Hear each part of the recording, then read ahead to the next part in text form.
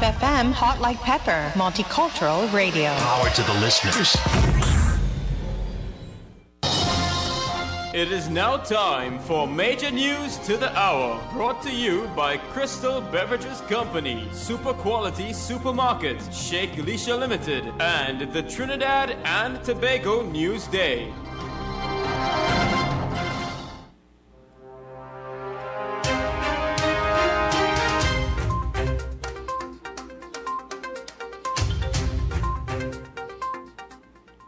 This is the 3 p.m. news update on U97.5 FM, Hot Like Pepper Multicultural Radio. I am Uma Ratan Singh. Good afternoon. There are a number of irregularities in the recount for the St. Joseph seat in the 2020 general elections. This is according to the United National Congress candidate Aloy Hunt. He made this disclosure in an interview with the media earlier. Hunt said he and his team discovered approximately 172. Citizens are asked not to let their disappointment over Monday's election results and blatant discrepancies in the electoral process get the better of them. This came from political leader of the United National Congress, leader Kamla Persad-Bissessar. For the second time in 2 weeks, there was a COVID-19 scare at the Besson Street police station. On Wednesday, several officers were contacted and told they would have to go on a temporary period of self-isolation. And that's all for the headlines to 3 p.m. Join us at 4 p.m. for major news. I am Uma Ratan Singh. Good afternoon.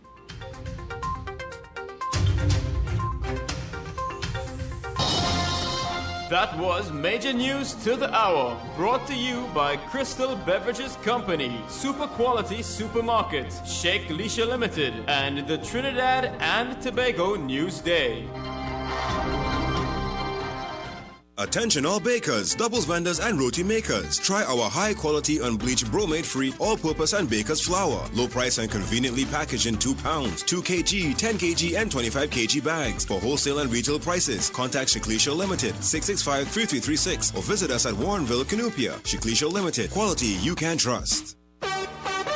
For quality items, visit Super Quality Supermarket of Endeavour Road, Chaguanas, and Trin City Industrial Estate in Trin City, as well as Quality Cash and Carry Supermarket, Cuba Car Park, for all your grocery items, liquor, fresh fruits, and vegetables, not forgetting their bed and bath section, and kitchen appliances for your home. With so many items to choose from, take advantage of our great prices and discounts at any of our 3 locations, Trin City Industrial Estate in Trin City, Endeavour Road, Chaguanas, and Cuba. For quality items, Super Quality Supermarket and Quality Cash and Carry Supermarket. A&S Hardware and the General Contractors Limited of 107 Bonaventure Road in Gasparillo. For all your hardware materials from foundation to finish. Not forgetting all your general contracting needs. We have it all at A&S Hardware and the General Contractors Limited, located at 107 Bonaventure Road in Gasparillo. Just call Tiki Ali at 650-2180.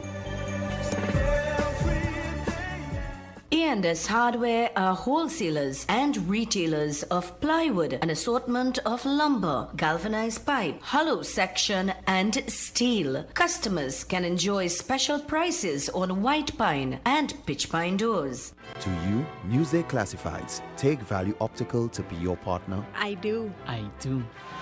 I now pronounce free eye test from Value Optical for Newsday Classified customers. Call the Newsday Classified reps for more information. You may now kiss the bride. It is back. Talk Your Talk is back. This is Mukesh Baburam inviting you to join me right here on U975 FM for the return of Talk Your Talk from 6 to 9 p.m. Enjoy your favorite segments and feel free to make your comments as we journey together. So join me, Mukesh Baburam, for Talk Your Talk. Talk Your Talk.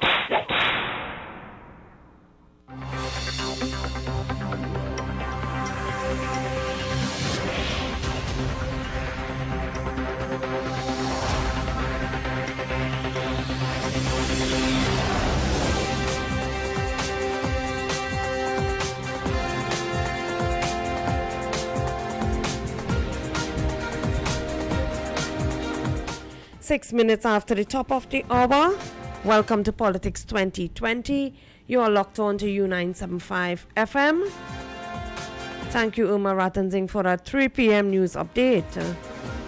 It's time now to talk the politics of the day, where we hear your views.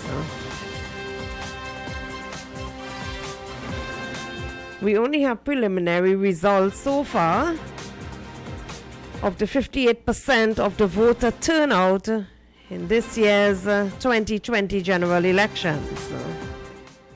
58% of voters turned out to vote in TNT, that's right.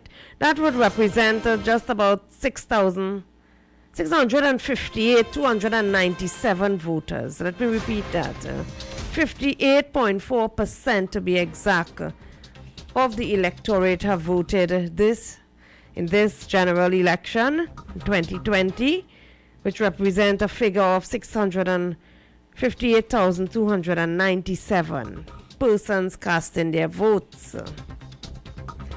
The figure shows that the PNM received 322,250 votes against the UNC, the opposition United National Congress, receiving 309,188 votes.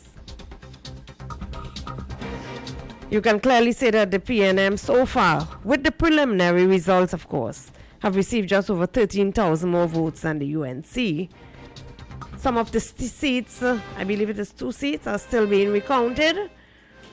Hopefully by the end of the week we shall have those final figures. The other political parties were way behind, like the Progressive Empowerment Party, the PEP, which contested 28 seats. But you know what? They polled a mere almost 6,000 votes, just about 5,900 votes. Watson Duke, Progressive Democratic Party, contested 2 seats in Tobago. The number of votes he received was a total of 10,367 votes.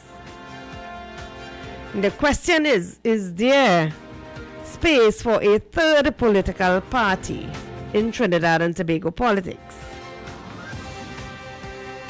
And you know, I was looking at this race issue that emerged from the elections. And so far I have not heard a statement being made by either the current Prime Minister, Dr. Keith Rowley, or Opposition Leader Kamla Persad-Bissessar. Neither of them have issued a statement calling on citizens to ease up on the racial tones and overtones on Facebook and other social media posts. And the issue is getting out of hand. Let me just mention that the People's National Movement, they have issued a statement this afternoon stating that the post with the Ramsaran post is not related to Manichan Ramsaran, the person who was the Member of Parliament for Caroni Central, that is. He's not related. They are not related. The People's National Movement have issued a statement on that. Let me also say condolences to Camille Robinson Regis, who lost her mother, was 96 years old. One day we all will have to face that. And it's time to continue talking the politics of the day, where you can call in on 636-7547, 227-5739. Remember that we are also streaming live. We are on Facebook, on U975 FM, Multicultural Radio, as well as on YouTube, on U975, RCL U975. You can lock on there on YouTube. You can send us your WhatsApp messages on 378-4975. I see the lines are lighting up already. Let us go to the lines. Good afternoon. Welcome. Good afternoon, Miss. Is it normal practice for ballot paper, voting paper that is, to be distributed in hospital, accompanied by police and doctor, for patients to put their eggs on? Are you aware that was a situation? Well, if a person is hospitalized, if there is special voter, that can be done. Oh, that fall on that special voting? Yes. Thank you very much. Just concerned. 636-7547, 227-5739.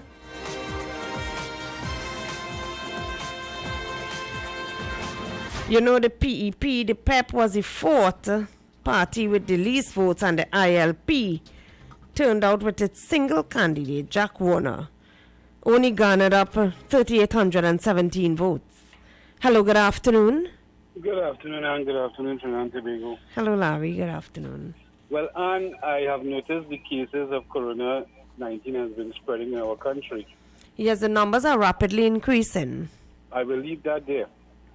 Concerning this race talk that is being said all over. That is bandied about, yes, all over social media. It is being posted. Let me say this abundantly clear. I do not agree with that young lady who made that statement. I do not know the company. I do not really know them.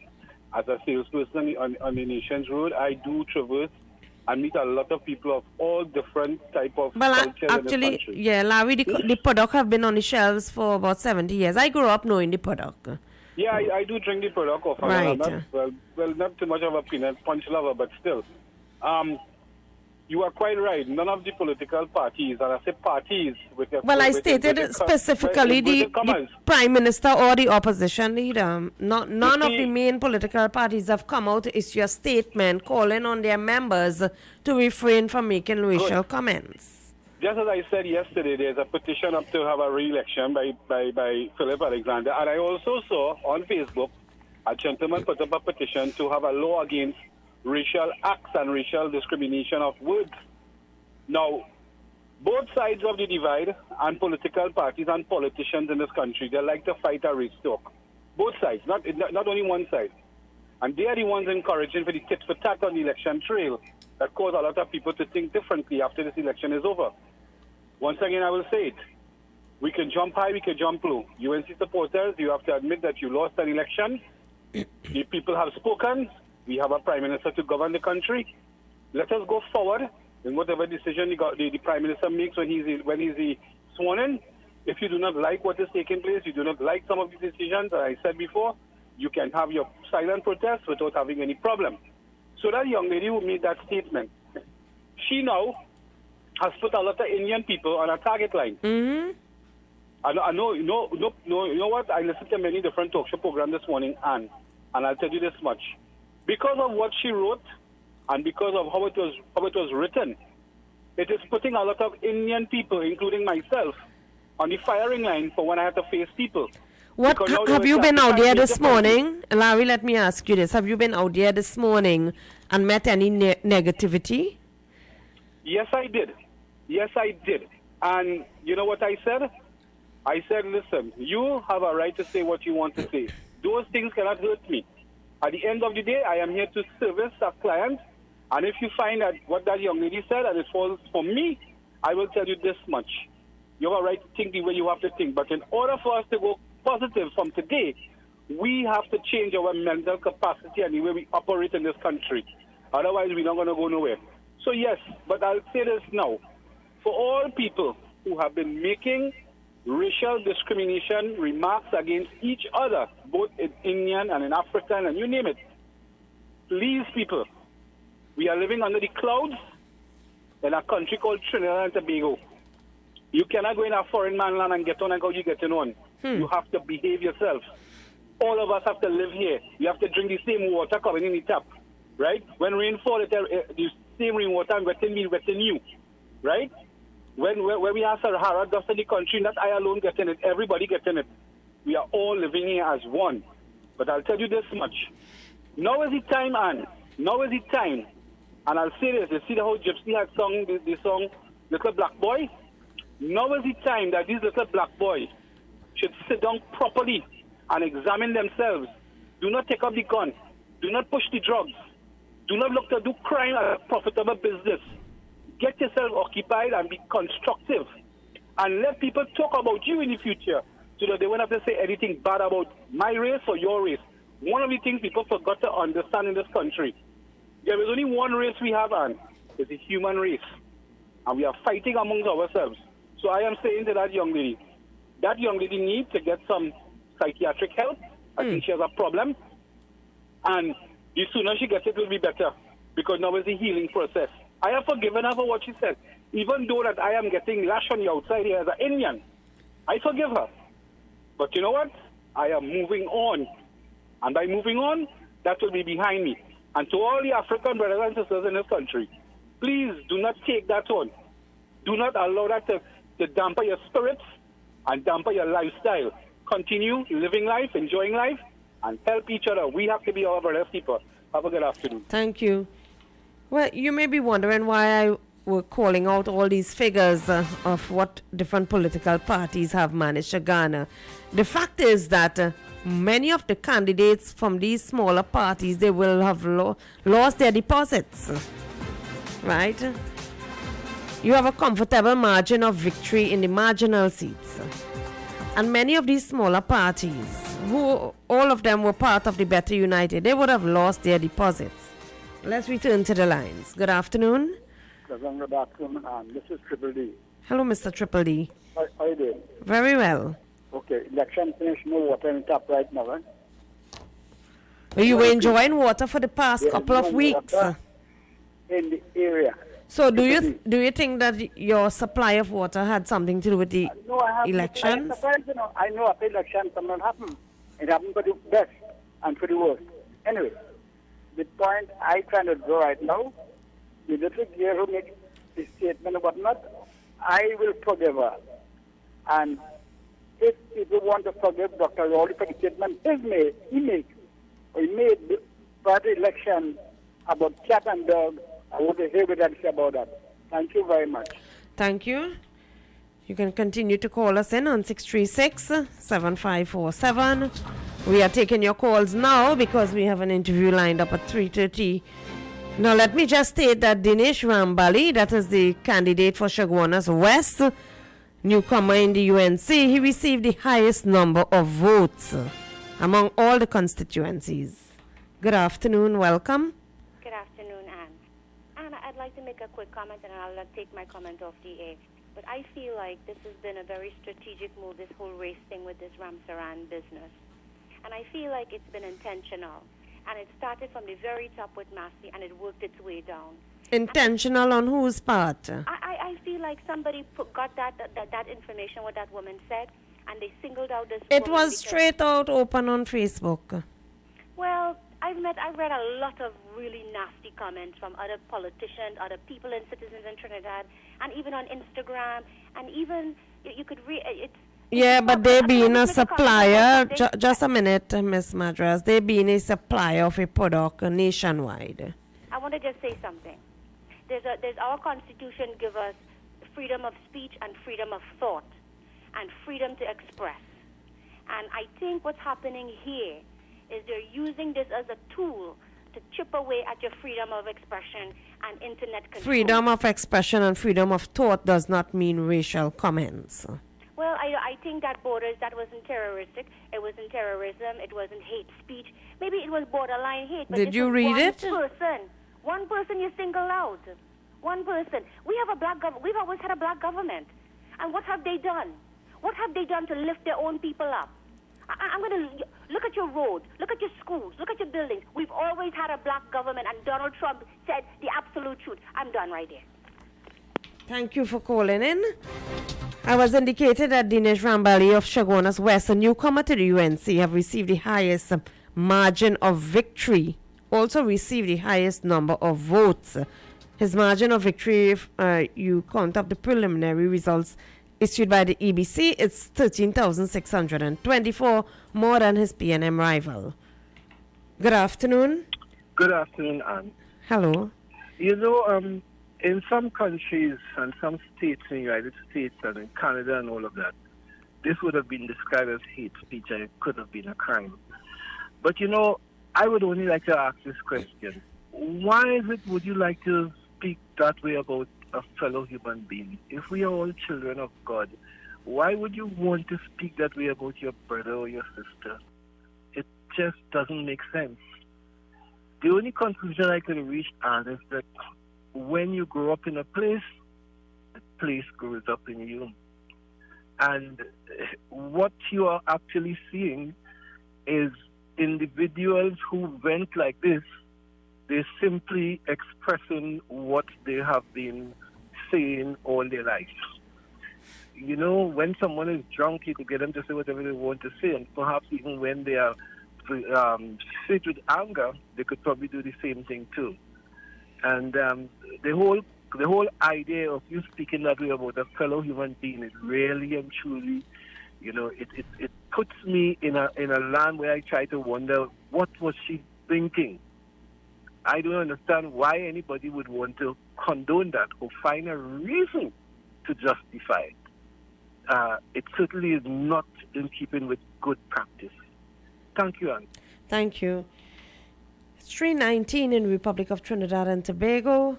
We continue to take your calls before we go to a short commercial break. Hello, good afternoon. Good afternoon.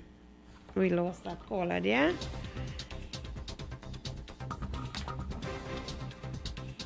Good afternoon.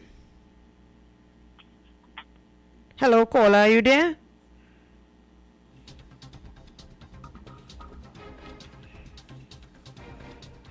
Well, let me just state that the EBC said in a statement today by the Chief Election Officer, Fern Narciscope, said in every election there is the same conversation on the timing of the EBC release of the results. Right? The person said, as a responsible institution in this country, it is my responsible as head to ensure that before I put out the results that they are verified. Good afternoon. Yeah, good afternoon, Ms. Anne. Hello. This is fertile soil for racism and racist statement. That is nothing new. We have lived through this all our lives. No, this is fertile soil. Mhm. And I'm saying, you need leadership in this country. Leadership. And especially at this time, I may have made that statement before, where we're going through crises, economic, pandemic, and we now have growing racial tension in this country. And I'm saying neither of the major political leaders have called on their citizens to ease up on the racial statements that they continue to make. Well, my information, what I heard this morning is that the leader of opposition did make a statement. I heard it on the news also on another speaker. Right? She did make a statement. I haven't seen any official statement by either party. Yeah, you haven't seen, but I have heard the statement read out in news on another frequency. In fact, on two other frequencies. All right? So it is not available to you, but it was made. Not an official statement. Notice I use the word official. Well, once a statement is released, I will get it. Well, all right. Well, they read out the statement that was made. Probably she made it on Facebook or... Yeah, but that's not an official statement. Right. So that is where they may have sourced it. Right? But I'm saying that this is the fertile ground for racism. You had Calcutta ship. You had this woman dragging through this place, Mandela or whatever park.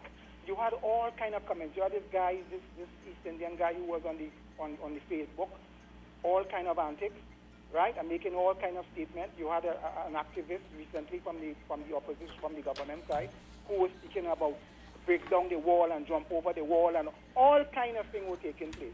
And I'm saying what you need in this country is leadership. All this banana talk, banana and monkey. Yes. Right? All this yellow cheese head and all this nonsense. They're promoting that. And I'm saying that you need leadership. And where we're going through this crisis here, you need people who can bring this country together. If they cannot do it, that'll be our portion. Because we're going through very difficult times, and you can't have a country that is divided. You need everybody to be on board. And what is required at this point in time is good, sound leadership, responsible leadership. So I'm saying, Mike, I want to conclude by saying that is nothing new.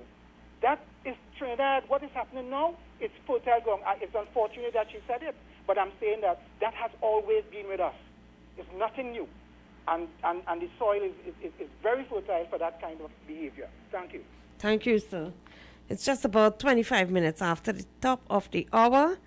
Let me say that the biggest margin of victory in all of the marginal seats was in Toko Sandy Grande, where the PNM Roger Monroe received 3,385 votes more than the UNC Nabaila Green. Hello, good afternoon. Good afternoon, Anne. Yes, welcome. And that last caller there, that was well said. And a good leader, even if somebody use a race word or something out of the way, a real good leader, thinking constructive, he will say or she will say, look, you all stop that little children thing and or let's get on with the business of the nation. Huh? I said as leaders they should say let us get on with the business of the nation. That's right, but instead of that, it's like a kindergarten school, banana and cheese, whatever. And, I fed up here this thing, and I believe this race thing, the people who are having a problem with it, they are the one who is going on and on about this nonsense because the both sides is the same thing, right? Look how many things they say about us, That is why I have said that neither leaders have come out and made any official statement, and yes, they should. Because when they even had the thing about the Black Lives Matter, when they killed the policemen in United States, a leader, not of the country, but a leader of a party, he calls that. And instead of he doing something like that, he should be more constructive. Now, this kind of thing that's going on in our country, I don't understand what it is really going on. Instead of they run the country and do something constructive and let the people be happy about it, is banana and all sort of damn nonsense, excuse me. So, and you all having a good program, and I just be listening, but sometimes I can't bear the nonsense and hearing the nonsense. Come on, man, all they put this nonsense behind all these big people, Okay, thank you. Yes. Okay, bye-bye. 636-7547 is the number to call if you wish to get on. Good afternoon. Good afternoon, Anne. Hello. Now, I would question the sanity of our Prime Minister. I wonder if he's in charge of his mental faculties, because he has brought up the race bogey with the banana issue, and now he's saying that the UNC is telling their supporters that it is a racial thing. Now, the UNC has never said that. I would like him to quote chapter and verse. Who said it, where they said it, and what date they said these things. He's the one who is stirring up this racial pot, because it seems as though when people from the small islands and in Tobago, where there are hardly any Indo-Trinidadians living there, and they come to Trinidad, they receive a cultural shock because they realize of the amount of Indians there. They see moss and they see mandrills, which they have never seen in Tobago or Grenada or St. Vincent or Barbados. And they see that we own our own houses instead of living in public sector houses, as they have in Morva and Laventille and Bacadé and so on, and in Enebo 500. And this cultural shock, you see, we have our own religion, we eat, we have our own food, we keep our culture, which is over 5,000 years old, Hinduism, and Islam over 1,500 years old, which you brought from India, and they cannot come to terms with it. Yeah, but are you going down the same line? Pardon? You're going down the same racist line? No, that is not a racist line, because we have maintained our culture. I have not denigrated anybody's culture. No one is saying no. No, I have not denigrated anybody's culture, because we have maintained that. When the Irish people or the Italian goes to another country, they maintain the Catholic faith and the way of life. If you go to Boston in the United States, you will think you're back in Ireland. The Jews is the same thing. If you go, you hearing me? I am. Right. There's a place in North London called Stamford Hill there, which is taken over by the Jews, the Orthodox Jews. You see them in the hat with the long curls at the side of two sides of their face and the long black coat. They have their own hospitals, their own kindergarten, their own schools, and they take nobody else but Jews. And the owner of Tottenham Football Club, Lord Alan Shearer, is a Jew. He was the former owner. And the rest of the British people, they call the Jews the people who support Tottenham Hotspur as Yids, which is a derogatory term. Now, I am not going on the same thing. I have not said anything bad about African people. What I am saying is our culture, which we have maintained. We have maintained our culture and our way of life, and we have brought our food and our plants from India over here. And we maintain our culture. If you could tell me one bad thing I have said this evening. Wrap up your point. We have to take a break now, Dr. Lakshman Singh. 6367547 is the number to call after we have the commercial break. We have to take a break now. And when we come back, we have an interview lined up concerning the election results. You're locked on to Politics 2020. You can go on YouTube on RCLU 975 FM or on the traditional radio band of 975.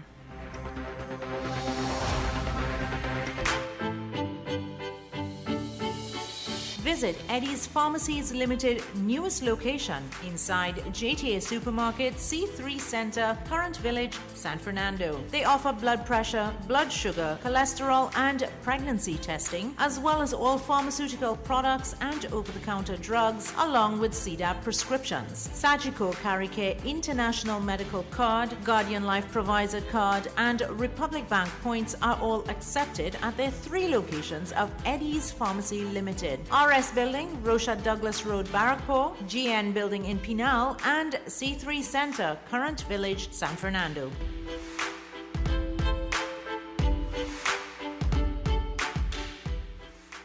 KY's Electrical Supplies Limited of Southern Main Road, Canupia, for all your plumbing and electrical supplies, water heaters, filters, and water pumps, plus all parts for Gould, Pentax, and Leo pumps. Choose from leading brands such as Cooper, Varma, BTCino, Leviton, and General Electric. Call 665-6954 for more information. KY's Electrical Supplies Limited of Southern Main Road, Canupia.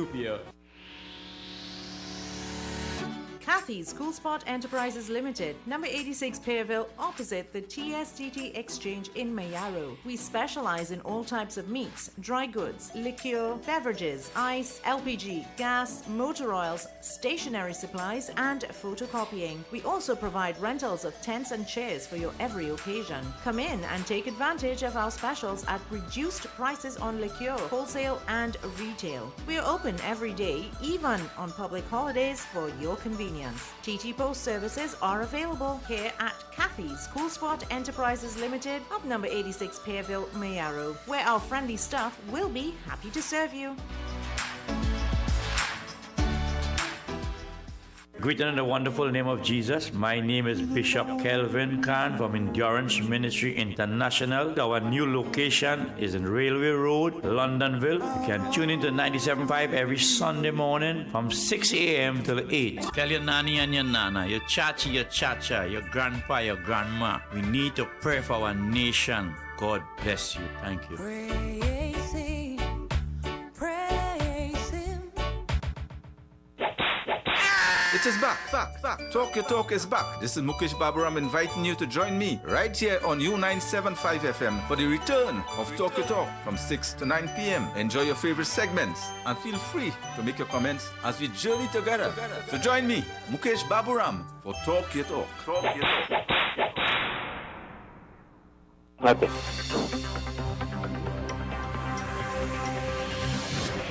Welcome back to Politics 2020. It's just about 25 minutes before the top of the hour, and as I promised you listeners, we have an interview on air with Mr. Vasant Bharat, an experienced politician, on the state of the UNC. Let's say good afternoon to Mr. Bharat. Good afternoon. Hi, and good afternoon to you and to your listeners. Thank you for joining us. Mr. Bharat, you have been a long-standing member of the United National Congress.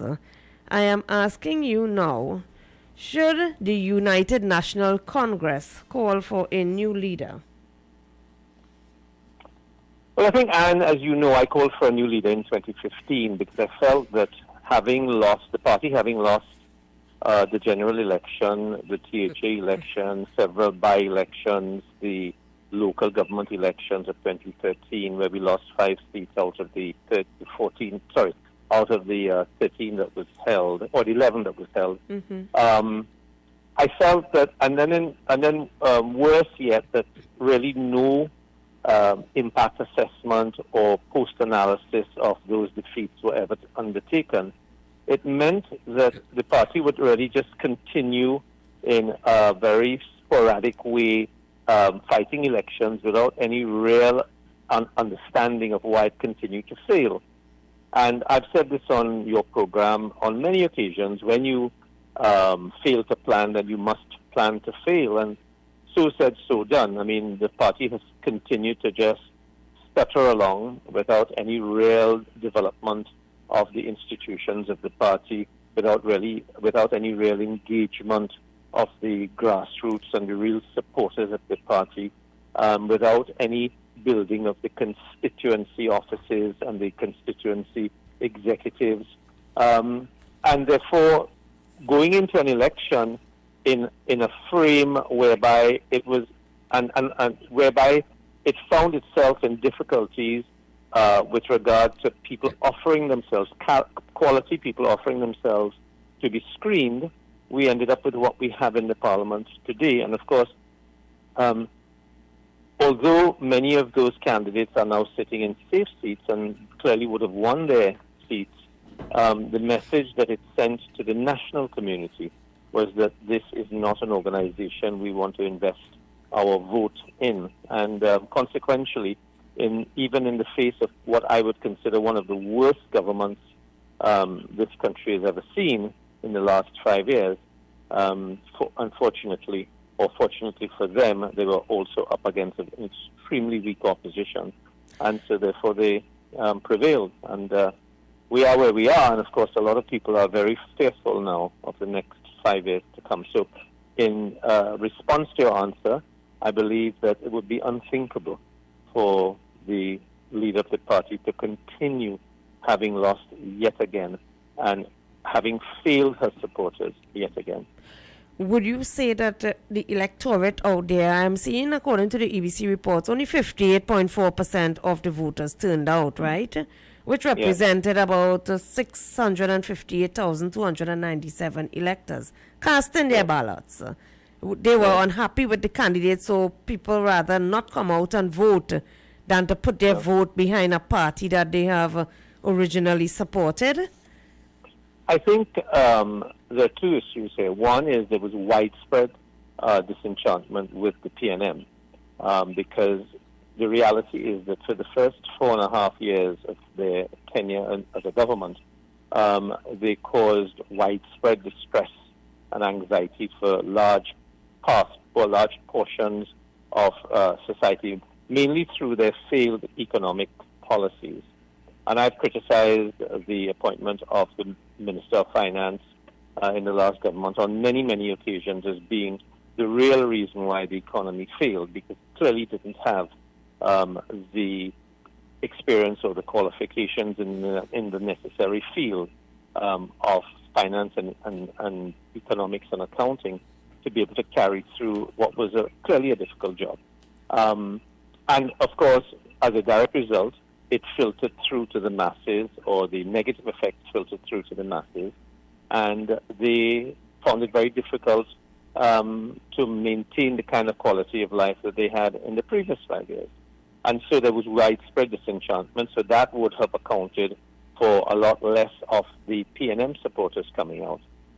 With regard to the UNC, the slate of candidates really did not exude any excitement or inspire any confidence in those outside of the base. And in fact, if you look at the numbers of people who came out to vote in the base constituencies, in many instances they were significantly less than 2015 in 2015, and in some cases by several thousand. Mm-hmm. So it was a widespread disenchantment for different reasons for both organizations.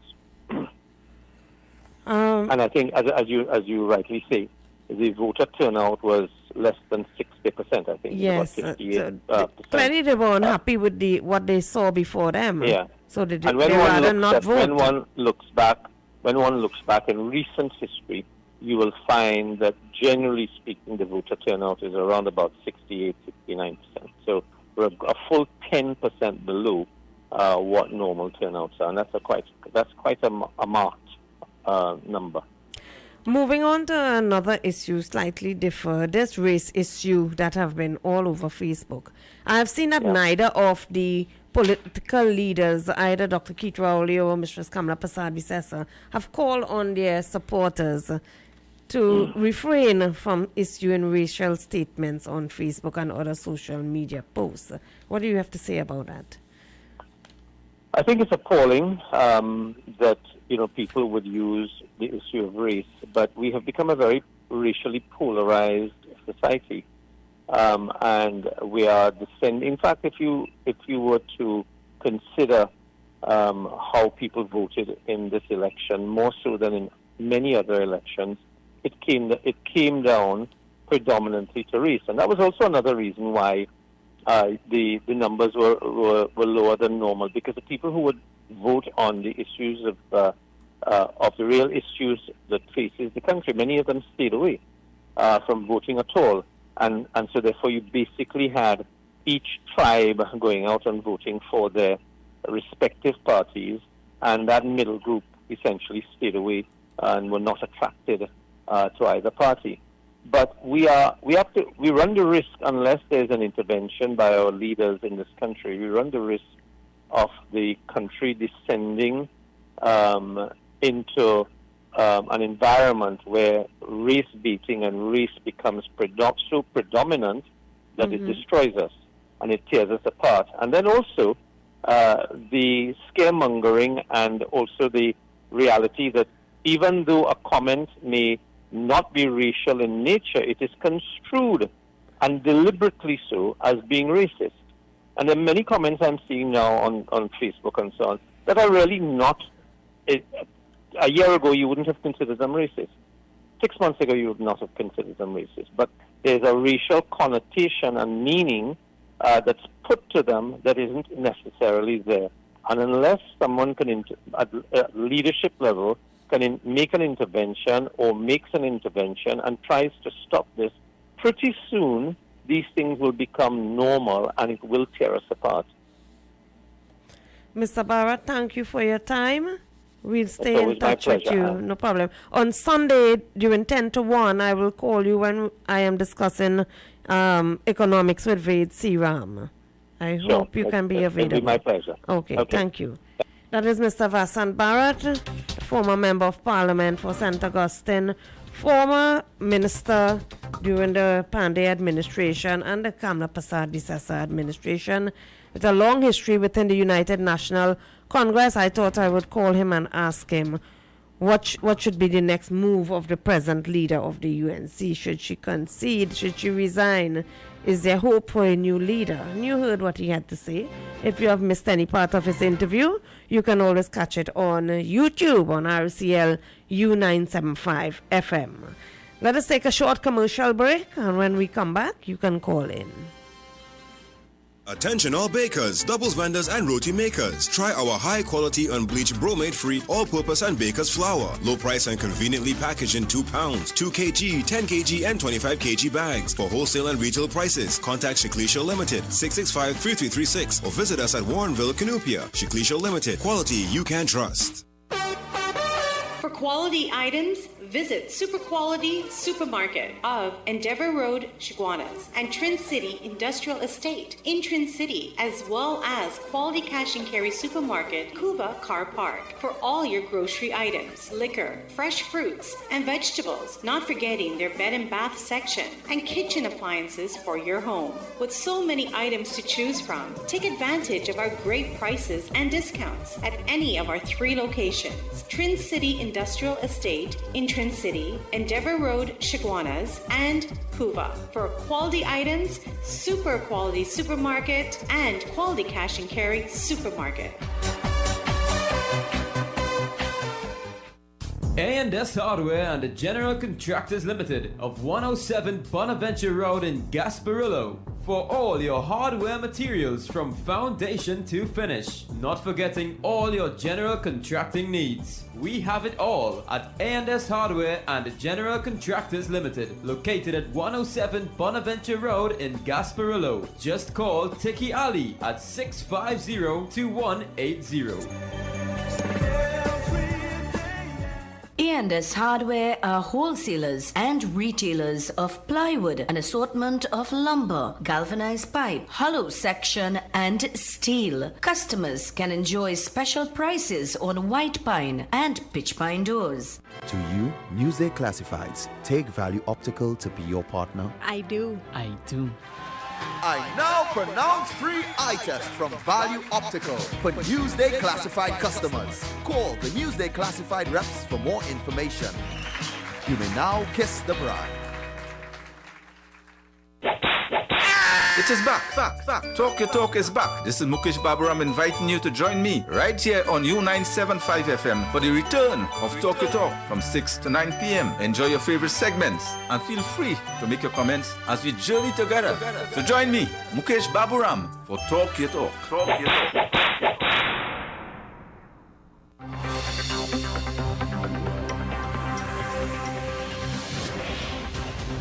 13 minutes before the top of the hour. Remember, coming up at 4 p.m., we have a major newscast to present to you. Continue to call in on Politics 2020, 6367547. Good afternoon. Yeah, good afternoon to all the listeners and callers. Mr. Belmont, good afternoon. Calling from Belmont. You know, I listened to Mr. Barrett with trying to understand what he was trying to say. Now, when someone said that Mrs. Bisesa lose many elections, we're talking about the general elections. She has fought 3 and she won 2, but she got 75% of the seats. She got 29 out of 41, 75%. And the PNM scraping with 2 other elections, which she lost, one with 23 seats and one with 22 seats. I don't see how Mrs. Bisesa did so bad, because in Trinidad she won 19 seats and Dr. Rowley won 20. So I cannot see how it was so bad. What he must say, if he wants to talk something, he must say what he would have done better than bringing out that program that Mrs. Bisesa offered the population. And it is just that the people who are PNM till I die, they skip the scale, they tip the scale, not wanting to know whether how stocks come in, whether they are getting a steel band factory, whether the East-West corridor will be industrialized. They were not concerned about that, because they live in mostly high-rise houses, public houses, just like a Holketa, Calparo, and so on. And those people are dedicated to the PNM until I die. But what is happening is, when she won in 2010, it is the ONR who are not PNM till I die. They were PNM, but they were not PNM till I die. They came in and they supported Mrs. Bisesa. That's how she won 75% of the vote. So Mr. Barrett must understand too that the last election he lost, general elections, he lost when he fought in St. Joseph, and the last leadership election he lost. So he must reconsider his position in electoral politics, and to say that this country is polarized, it is not a right thought, because this country is the most loving people, East Indian and African. They are undisturbed. If you fall down in tongue, you're Indian or African, you get help. It is when it comes to the voting, because this thing about racial voting was instilled in us since 1956, and it has never changed, because the leader of the PNM always tried to resuscitate it. He always looking for racial talk and to bring in the African people. But the African people are the most loving people I have ever met. When you grow up in Belmont, you will know we're African people, had it not been for their kind generosity and their love for all people, Indians as we, who children of cattlemen and loaders, we couldn't survive if the African wasn't loving and nice people. So go on say now we are racially polarized. Mr. Barrett must come Belmont and find out if we are racially polarized. Sorry to take so long. Best wishes. You have a very good late afternoon program. Keep it up, Mrs. Bishop. Thank you, Mr. Belmont. He almost called me Mrs. Bissessa, dear. 636-7547, 227-5739. You can WhatsApp us on 378-4975. You know, stating to you from the EBC, so far the PNM received just over 13,000 more votes than the UNC. Hello, good afternoon. Person, we missed that call. But what disturbs me is the voter turnout. And if you listen carefully to what Mr. Barrett had to say, the electorate was generally disappointed with the slate of candidates. They didn't see leadership in the candidates. Only 58.4% of the electorate turned out to vote in this year's election. In a country of 1.3 million people, you had 658,297 electors casting their ballots. Why? You have to ask yourself why. You heard about the Movement for National Development, the MND. They got just 1,039 votes. New National Vision with Fuad Abubakar, who put up 6 candidates, receive a total of 493 ballots. The Congress of the People, well, they slide even further down than the last election. In the last election in 2015, you know, they had about 500 plus voters. This year they got 467 voters. And you remember sole candidate Kirk Waite, who was contesting Laventille West. He got a mere 310 votes. All of them would have lost their deposits. 636 is the number to call. 636-7547, 227-5739. Coming up soon is your major newscast at 4 p.m. Good afternoon. Hello, good afternoon. Welcome. Could you elaborate on people who don't vote, what happens if that vote does be counted? Thank you. No, that vote would not be counted, sir. Hello, are you there? Yes, I'm here. Yes, why would that, if you don't vote, that vote would not be counted. You have to cast your ballot in order for it to be a counted vote. I don't know psychologically how this thing going. They could do something to count them people who don't vote. So each party has a member there when the ballots are counted. Yesterday I dealt with that. How the ballot boxes are open and how they are counted. Each party has a right to have a member present. Okay, what is the present situation with the election right now? Right now, it have not been declared because Mistress Kamla Prasad Bissessa has not conceded. They are still ongoing counting in 2 of the 5 seats. The 5 seats are St. Joseph, Tanapuna, La Joqueta, Talparo, Toco, Sandy Grande, and San Fernando West. Okay, she didn't contest no seat in Tobago, I said she did not concede, no. Well, so Tobago Watson Duke, people are eating us out from Trinidad. Are you listening to me? Watson Duke have conceded and he have ended his recount. Yeah, but anyhow you take it, the PNM have a 2 seat in Tobago. She can't take that from them. I'm listening to you. No, that is the PNM seats. Yes, well, so is it only PNM people living in Tobago? Well, that was for the electorate to decide. They had a right to vote. Why didn't they come out and vote?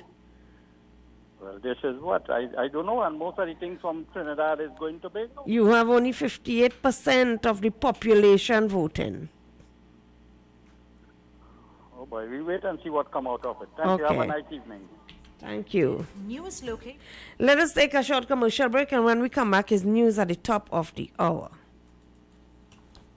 Supplies Limited of Southern Main Road, Canupia, for all your plumbing and electrical supplies, water heaters, filters and water pumps, plus all parts for Gould, Pentax and Leo pumps. Choose from leading brands such as Cooper, Varma, BTCino, Leviton and General Electric. Call 665-6954 for more information. K-Wise Electrical Supplies Limited of Southern Main Road, Canupia. Kathy's Cool Spot Enterprises Limited, number 86 Pearville, opposite the TSTT Exchange in Mayaro. We specialize in all types of meats, dry goods, liquor, beverages, ice, LPG, gas, motor oils, stationery supplies, and photocopying. We also provide rentals of tents and chairs for your every occasion. Come in and take advantage of our specials at reduced prices on liquor, wholesale, and retail. We are open every day, even on public holidays, for your convenience. TT Post services are available here at Kathy's Cool Spot Enterprises Limited of number 86 Pearville, Mayaro, where our friendly staff will be happy to serve you.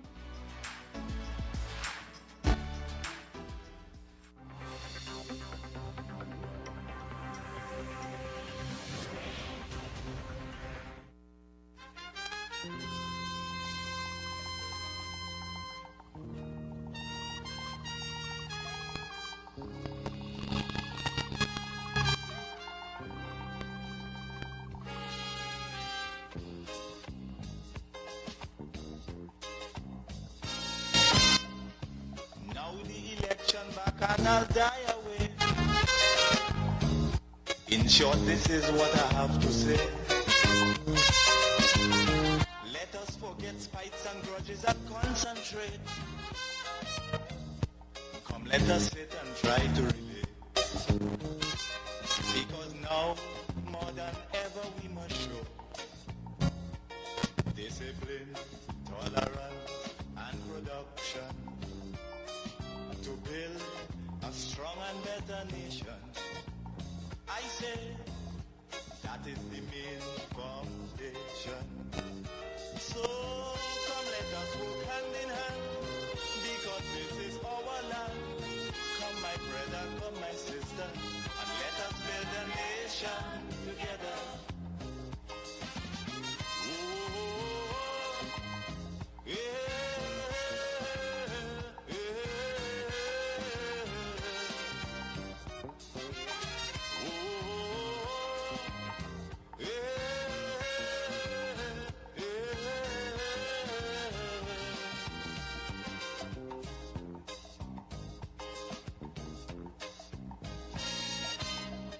Remember, the key to success is working hard. For our country we must have regard. Forget all your differences, let we start to build. And onward to progress we surely will. Because now, more than ever, we must show discipline, tolerance, and production to build a strong and better nation. I say that is the main foundation. So come let us work hand in hand, because this is our land. Come my brother, come my sister, and let us build a nation together.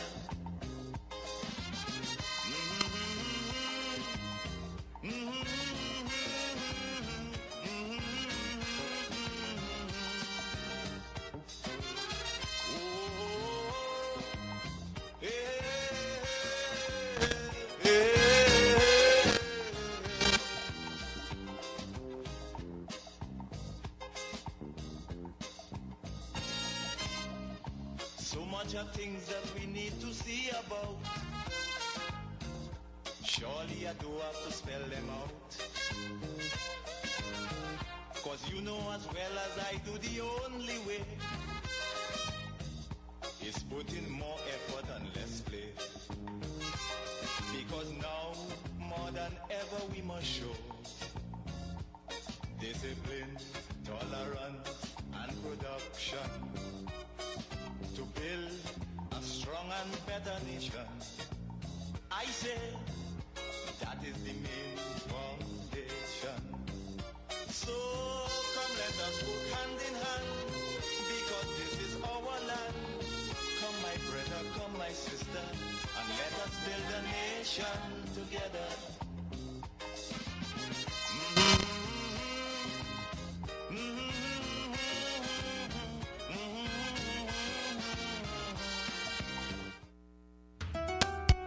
Time has come. New 97.5. Make it your choice. Something for everyone. 97.5 FM. Music for you.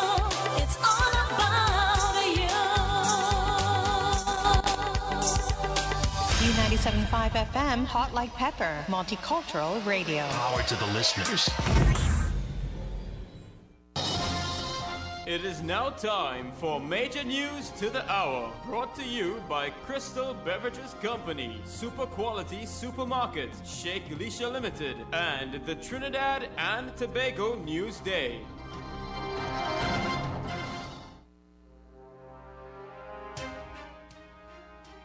This is the 4 p.m. news on U97.5 FM, Hot Like Pepper Multicultural Radio. I am Uma Ratan Singh. Good afternoon.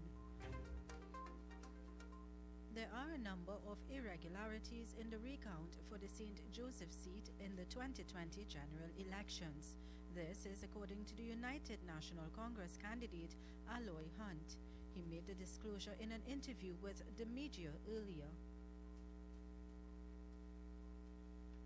On reaching here, I then started to question a number of irregularities. First one being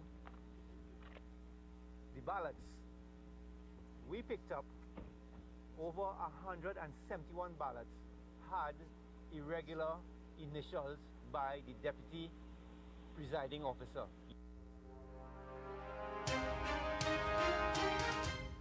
Hunt explained what he discovered when he arrived at the office where the ballot was being recounted. We went through polling division yesterday when I came on board, 1041-1. And in 1041-1, we went through over 300 ballot papers. And those ballots had irregularities of 107.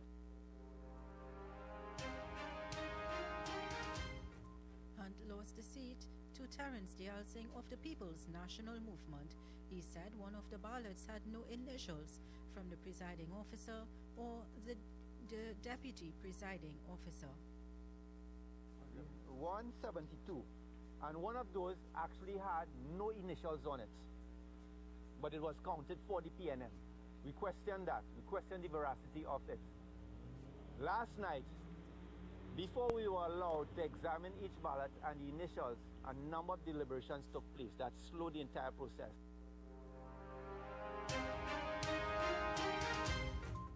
Citizens are asked not to let their disappointment over Monday's election results and blatant discrepancies in the electoral process get the better of them. This came from political leader of the United National Congress, leader Kamla Persad-Bissessar. In a social media post today, she urged persons to not foster any type of hate, divisiveness, and otherwise unproductive discourse on social media or elsewhere. She says the nation is long-standing tradition of harmony, tolerance, and unity should not be jeopardized at this time. The UNC leader urged all citizens to try their best to work past what she described as a very painful time in our nation's history.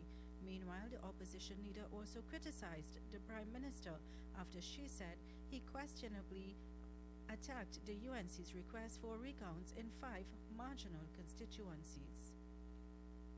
There are now 222 active cases of COVID-19 in Trinidad and Tobago. This after 43 persons tested positive for the virus during the period August 5th to August 11th, 2020. This is according to the latest update from the Ministry of Health. In its report, the ministry said 1 person tested positive in a private lab. 23 cases are pending further investigations. 19 cases are contacts of recently positive COVID-19 patients. The ministry said 15 patients were admitted to hospital. These latest cases bring the total number of persons who have tested positive for COVID-19 to 369.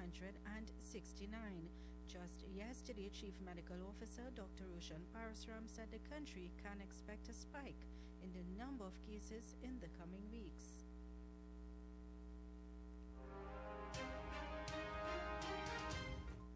We are looking towards, in light of the recent movement of individuals and somewhat non-adherence to the public health guidelines, we expect to see an increase in the number of cases over the next few days to weeks. In light of that, we are trying to get our hospitalized patients out into step-down facilities as quickly as we can, which we have done before, anticipating the need for a greater number of hospital beds.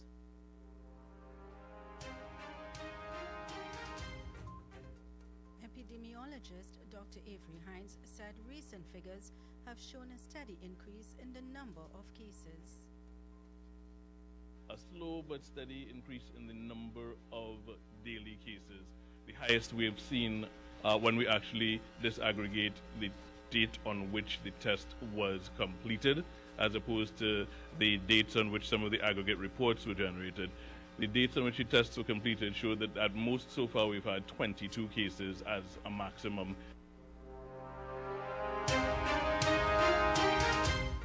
For the second time in 2 weeks, there was a COVID-19 scare at the Bezos Street police station. On Wednesday, several officers were contacted and told they would have to go on a temporary period of self-isolation. This comes after one of their colleagues began displaying flu-like symptoms.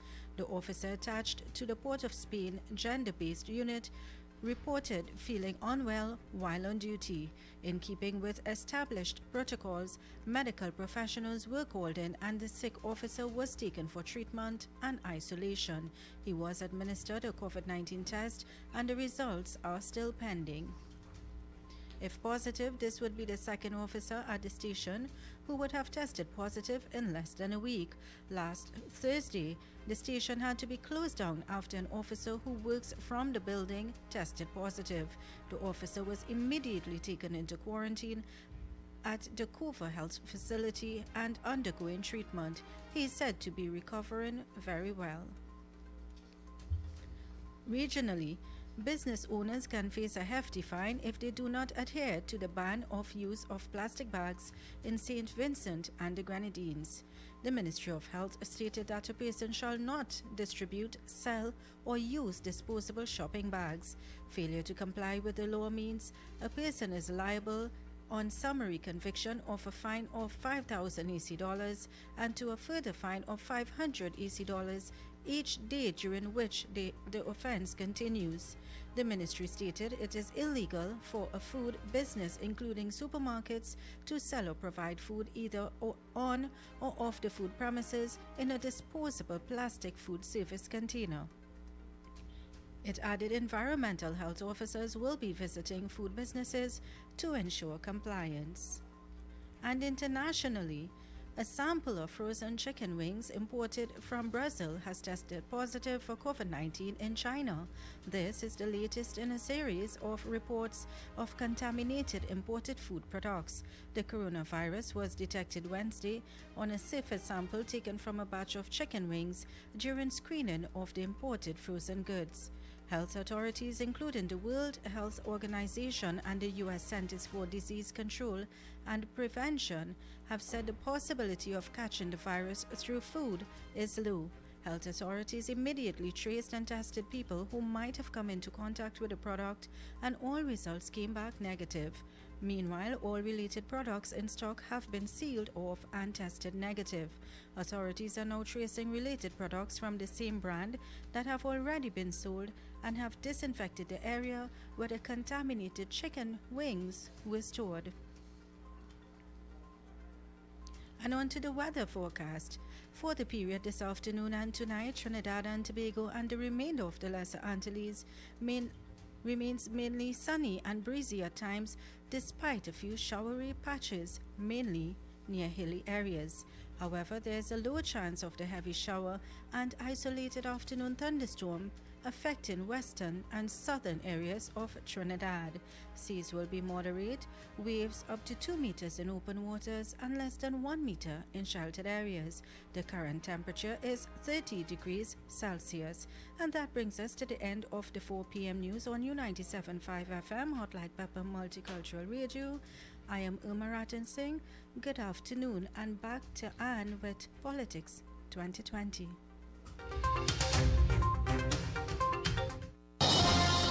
That was Major News to the Hour, brought to you by Crystal Beverages Company, Super Quality Supermarket, Shake Leisure Limited, and the Trinidad and Tobago News Day.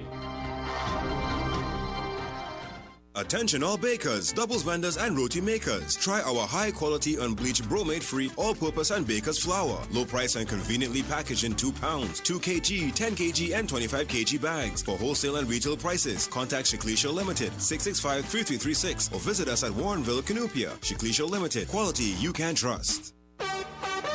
For quality items, visit Super Quality Supermarket of Endeavour Road, Chaguanas, and Trin City Industrial Estate in Trin City, as well as Quality Cash and Carry Supermarket, Cuba Car Park, for all your grocery items, liquor, fresh fruits, and vegetables, not forgetting their bed and bath section, and kitchen appliances for your home. With so many items to choose from, take advantage of our great prices and discounts at any of our 3 locations: Trin City Industrial Estate in Trin City, Endeavour Road, Chaguanas, and Cuba. For quality items, Super Quality Supermarket and Quality Cash and Carry Supermarket. A&S Hardware and the General Contractors Limited of 107 Bonaventure Road in Gasparillo. For all your hardware materials from foundation to finish. Not forgetting all your general contracting needs. We have it all at A&S Hardware and the General Contractors Limited, located at 107 Bonaventure Road in Gasparillo. Just call Tiki Ali at 650-2180. A&S Hardware are wholesalers and retailers of plywood, an assortment of lumber, galvanized pipe, hollow section, and steel. Customers can enjoy special prices on white pine and pitch pine doors. KY's Electrical Supplies Limited of Southern Main Road, Canupia, for all your plumbing and electrical supplies, water heaters, filters, and water pumps, plus all parts for Gould, Pentax, and Leo pumps. Choose from leading brands such as Cooper, Varma, BTCino, Leviton, and General Electric. Call 665-6954 for more information. KY's Electrical Supplies Limited of Southern Main Road, Canupia. To you, Newsday Classifieds. Take Value Optical to be your partner. I do.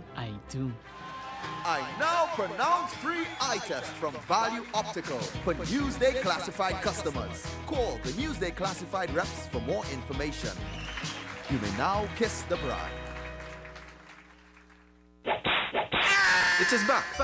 Talk Your Talk is back. This is Mukesh Baburam inviting you to join me right here on U97.5 FM for the return of Talk Your Talk from 6 to 9 p.m. Enjoy your favorite segments and feel free to make your comments as we journey together. So join me, Mukesh Baburam, for Talk Your Talk. Talk Your Talk.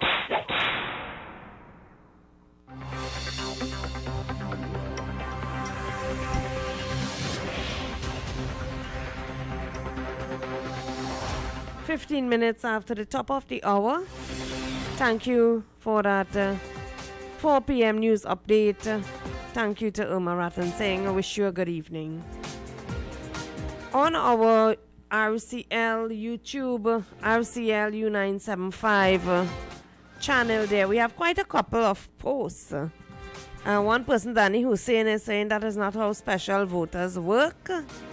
I guess he was referring to the hospital persons receiving ballots. But Danny, let me just say that those people infected with COVID-19, they are being deemed as special voters. A police officer will have to accompany the poll clerk with the ballot, and then they can cast their vote. So under these special circumstances of COVID-19, yes, they are special voters. Then we have from I. Mulligan. She had a number of comments here saying the young woman was engaged in heated conversation on Facebook and was encouraged to write some distasteful comments.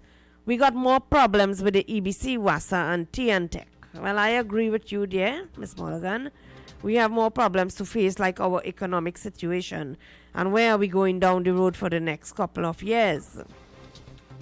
And then she went on to say this whole race issue is a tactic by the PNM, is using to deflect their lack of leadership, creating jobs, controlling COVID-19 and crime. This is a deflection. She also added the Prime Minister and the PNM is using this tactic to raise fear and anger, and the target is Indian. This is not South Africa. Well, I don't agree with you there. I don't see the Prime Minister using this as a tactic to raise fear and anger. The young woman had no right to post such comments on her Facebook page. She went on to say, and the Prime Minister is encouraging this hate. The Prime Minister and the PNM is laughing right now. They want to crush Indian businesses. Why? And Larry, if you're listening and you have an opinion on that, maybe you could call in and express your views there, because you are an Indian businessman out there traversing this country. Maybe you could comment on that for me. 636-7547, 227-5739. We welcome all comments on our WhatsApp number 378-4975 and also on our YouTube page of RCLU 975. Of course, you are free to call in 636-7547, 227-5739. Let me just tell our listeners out there that coming up on Sunday on 10 to 1, Vade, Seram and myself, we will be discussing the politics of the day. We will be traversing into the economics of the day, seeing that a budget is expected to come up soon. Where our country stand. How much more food can we import? Where do we stand where recycling is concerned? What is the way forward?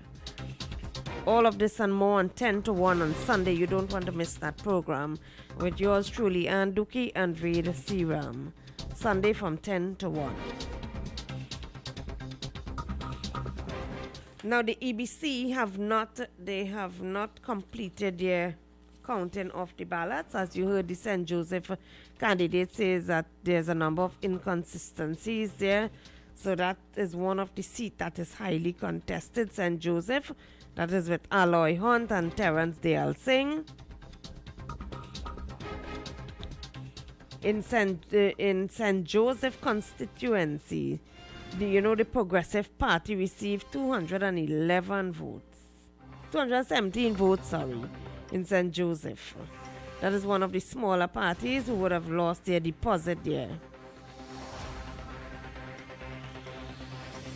There's a comfortable margin of victory in other marginal seats, what was deemed marginal, like in Moruga Tableland.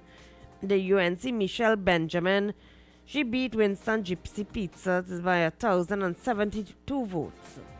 While in Chaguanas East, the UNC candidate, an all-time favorite, Vandana Mohit, received 1,086 more votes than the PNM Clarence Rambarat.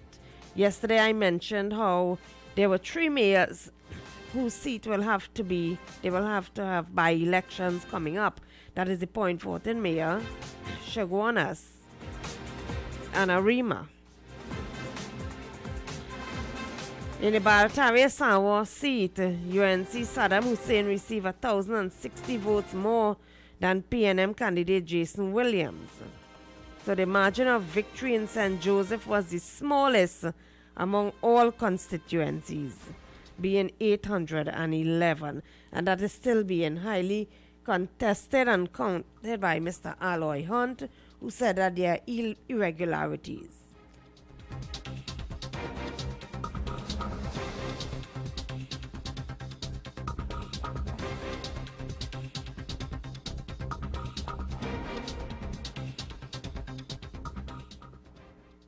A latest update of the COVID-19 cases. I was surprised today to hear that the figures have rose by over 360 something. I'll get the exact figures for you in a while. 360 something persons infected with COVID-19. You know, it leaves me to wonder where all these COVID-19 cases were before. And people expect that after the election there will be a spike. Now, some people are blaming the elections. I don't think the elections are to be blamed for this rise. We are our own worst enemies. We live in a country where we don't adhere to the rules. You still pass and see bars crowded, overpacked. You pass and eating places. You see people are standing next to each other. Not all of them are wearing masks still. So, what we need in Trinidad and Tobago is successive planning in Trinidad and Tobago politics. You would recall when the United National Congress had its share of challenges with the passing of the leadership baton. That is when Mr. Pandey had lost the election, right? He held on to the leadership of the UNC until January 2010 when he was defeated by his former political colleague, Mrs. Kamla Persad-Bissessar. Are we seeing a repeat of the same? Is it a twin leadership? We are seeing the same attitude. Mrs. Persad-Bissessar don't want to give up leadership. More often than not, changes in the leadership of political parties are usually it's a public affair engagement. It's waged at the expense of someone's career. People don't want to give up the choice of power so easily. Just like in the United States with Donald Trump, he don't want to give up the reins of power. We are seeing the same pattern here. What will play out in the UNC, only time will tell. And as Mr. Vasant Bharat said when we interviewed him, being a long-standing member of the UNC, they are not suitable leaders, and other senior persons have spoken to me and have said the same thing and expressed similar concern, that there are no senior or eligible persons there fit to lead the party. Who will lead the party? Will we see a new face? Well, only time will tell. I'm seeing on Facebook here, Shiva, imagine this. A woman issued a post calling for the killing of the Ramsaran family. This thing have gone too far. She said you were swift. And she went on to threaten that the Ramsaran family should be killed. I won't call her name, but it is sad that it have reached to this. Good afternoon. Yeah, Mr. Annie. Yes, Mr. Now, Belmont. If you look at the papers today, Mm-hmm. winning candidates for the UNC, they endorse the leader. They have. What do you expect them to do? If my Mr. Belmont, engage with me a bit. I know you don't hear very well. I can't hear you, but let me conclude. No, what I want to say is, if you put me up in a post, I must endorse you. However, I am saying, if you can see a better leader, a leader who can bring home the amount of votes to form the government, well, I will entertain that. And if I see any faults, Mrs. Bissessar created any faults, I will also entertain that. But she was very articulate. She 4 times better than any other person in the UNC because she brought up a program. The people didn't want the program. The majority of the voters who tipped the scale for the PNM didn't care about the program. They care about what they care about, but they did not vote for her. And I would like to know if Ms. Bissessar should change her race. That is all she didn't do. But she did everything. She offered everything from the corridor to Tobago. She offered all kind of goodies. And it was not accepted by the majority. Now you have to remember that is a flimsy win that the PNM got. Very flimsy. 1 or 2 seats more than the UNC. And in Trinidad there's only 1. She got 99, they got 200. They got 100. So I cannot understand why it is they are talking about changing Mrs. Bissessar when she set a good platform for the UNC to go into government, and it's just that she didn't get over the line because the people who say their PNM till are dead was right there to put Dr. Rowley over the line, but he has nothing to boast about because he didn't achieve what Mrs. Bissessar achieved in 2010, 75% of the seats. He never got close to that. So I don't know what is the whole thing about. What she cannot do is to change her race, and she could elect a deputy political leader from outside, train him about the ups and downs of the party, and when the election comes in about 4 years' time or 3 years' time, she can let him contest the seat, and we have a new leader who perhaps is a new race. We have a lot of people like Dr. Kojo. We have the man in Tobago there. There are people who are not showing any genuine sympathy for the PNM. Mr. James and Professor Wilden and those fellas. Try and pull in someone that will make a more racial outlook on the top, if that is what it takes to win the election. But she couldn't do more than she did. Thank you very much. Thank you, Mr. Belmont. The point I am making is that if you select me as a candidate, as leader, obviously I will speak positive of you. I have no choice. Good afternoon. Good afternoon, Anna. Hello. About the race talk. Yes. You know, when it comes from the UNC side, let me say, PNM side, it is racism. When it comes from the PNM side to the UNC side, that is okay because alligators in our Murky Lagoon, right? Calcutta ship. Saturday we hear about banana and monkey. I don't know where you get that from. Every nasty, dirty trick in the book they will use. Ms. Prasad Bissessar outlining what she was going to do, her plans. He only outlining the UNC thief, but he ain't thief, right? I am not going to close on Petrotrin. And if you just open your fridge and your head, I am not going to close on Petrotrin. As the AV oil scandal hit, bam, Petrotrin gone. Roger stand up on the side and did nothing. Abdullah, an ex-PNM, did nothing. And only criticizing the UNC. So let me tell you something. Ms. Prasad Bissessar backbone, she real taken. And she have good intention for this country. Rowley only have good intention for the 1%. So, and I think as with the COVID, the worst is yet to come from Rowley. I hope, like Manning, he could make a second term in office. Because when people start starving in this country and see trouble, and you remember when the 1% called Manning up Goodwood Park and tell him call a second election, through a second term, I hope they do that to him because this man is going to run this country down into the gutter. The UNC took straw and spin it into gold. He will take that gold and spin it back into straw. Right? I don't know what with these people. They go and put back this man. They want betterment. It's like the situation with the battered woman. The man will beat you, kick you in your face, swell up your face. You end up in hospital with a broken hand. And when he want to get his way, he call you back and he give you a box of fried chicken and he use you again. And he beat you again. Look at Jack Warner. Jack Warner, when he get his political banker, he go by Rowley. Rowley used him. Then he come crying again how he used to meet in somewhere Goodwood Park or Glencoe by Mr. Kenny De Silva every Tuesday or something like that. So yeah, all of them, and you know who's going to suffer? The people of this country. Look at the schools, the UNC building. This man has so much poison in his mind. He will not even open the schools. He took away the laptop, right? He had a grant for cerebral palsy children. That gone. Right? This man moving like Burham.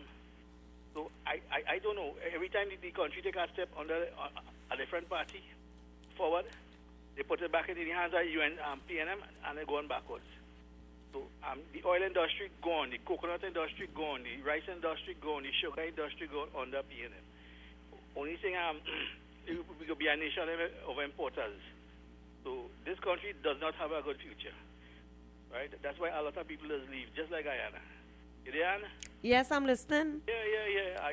I have your say. I'm letting you have your say. Yeah, We welcome all views. I just always tell people, when I was 18 years old, 1983, I was in Guyana. I spent a week in Guyana, and I saw what Burnham damaged that country. Okay? And I saw it firsthand. I said it East Coast Mon Report. And I saw the people had no food. They had no jobs. The most amount of old Morris, Oxford, and Austin, Cambridge, and Tapir. A Tapir is a three-wheel vehicle. It's a very economical vehicle. It has a motorbike engine in it. And it had a lot of those things because they were easy to repair, easy to move around with, very economical. And the people real kids in Nenen over there. And up to now, Guyana and recover. Right? So when we finish with this country, we might have to end up by Maduro or go to Guyana. That is my contribution. And as for the lady the Ramsaran lady who made Iran, she shouldn't have done that. She should have put it in a different way, because if you, as an Indian, say something bad, they want to kill you. They could call you all kind of nasty names. And I've been experiencing that in primary school, and I went to primary school back in the early 70s and so on. And you couldn't eat your roti in peace. The clothes you wear, your hairstyle with your coconut oil in your hair and all kind of thing. Now they're using coconut oil in somebody, Garnier and all them kind of thing. So, you know, how do you deal with our people who's lost, right? People are celebrating emancipation, but what emancipation? The chains and shackles from around the feet and the legs has been removed, but not around the mind, okay? Yeah, I don't have to have a $10,000 gold chain around my neck to feel good about myself, or a $5,000 Nike sneakers on my foot to feel good about myself. I will walk around with a $10 rubber slippers and I feel good about myself. Okay, so it's sad to see how we living in this country. You know, when you fight back or answer back. Well, race have always been a part of our society. As a society, we know that racism exists. It exists. It exists. I mean, I spent a And while the social and education system have done little, very little to combat and correct this. Our education system is for you to go there and get specialized knowledge so you can get a job, basically. All right, it really tell you how to live. Maybe long time, I think they used to have civics and so on in school, and tell you how to wash your hand, how to conduct yourself. Good morning, excuse me, please, thank you. Now, they have nothing like that. If you walk in a maxi and you say good morning, maybe one person might answer you, and that person might be over 40 years old. Right? So, well, that's the society that we live in. Yeah. You know, long time.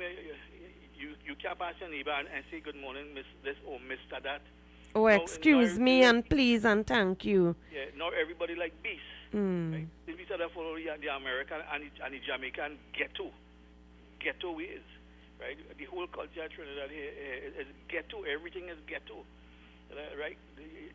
Look, they killed 3 fellas up in Lava until they had a whole week of rioting. When them same fellas kill each other, they have nothing. When they come down and rob and kill people all over the country, they have nothing for that, right? And I agree with Gary, one shot, one kill, because this country is gone. It's gone. I don't see much again in this country. What I'm trying to do, educate my children, and that is about it, and teach them to be safe, right? So I don't know. And you have a prime minister. He does pure racism, and Camille Robinson and Fitzgerald Hines does pure racism open. I don't think I ever hear a UNC minister openly or a UNC senator. I know once in Pandey time, I think a UNC senator said he should sterilize these women who making 10 children for 10 different men, and Pandey fire him. Right? I don't think you can remember that. Yes. Right. And you know, he wasn't speaking a wrong thing, because when you make a child here and you make a child here and has no father, these children they come out delinquent. Because when you don't have a father in a house, right, and, especially for boy children, I mean, a mother that does get you, that mother have to be very strong physically, emotionally to control that boy child, right? You know, long time your father might hit you 2 slaps and you behave yourself. Mommy can't do that again. So 10 children for 10 different men because they buy you 10 boxes of fried chicken and they carry you to a party. And this fried chicken culture, right, and ghetto culture, destroying this country, and people can't see it.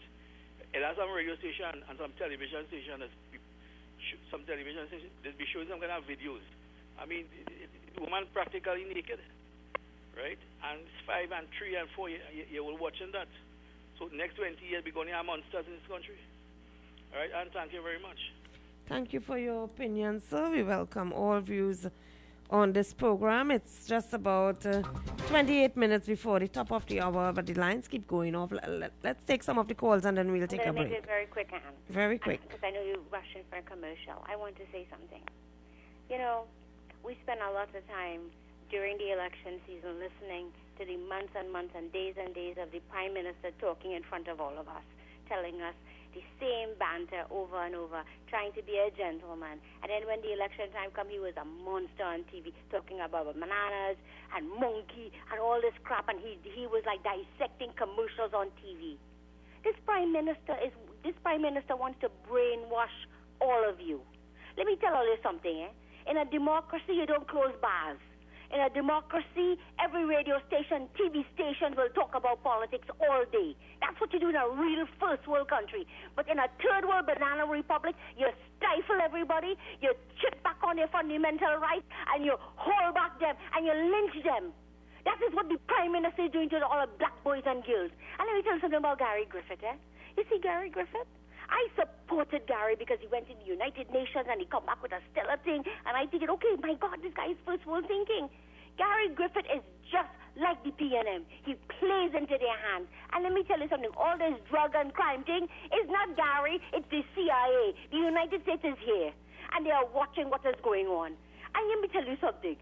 They are getting guidance from first world countries because we cannot think. Everything has to be imported. Everything has to be procured. I want to say something to all these small businesses out there. You know, this whole Ramsaran thing got me really irate. I will boycott Massey.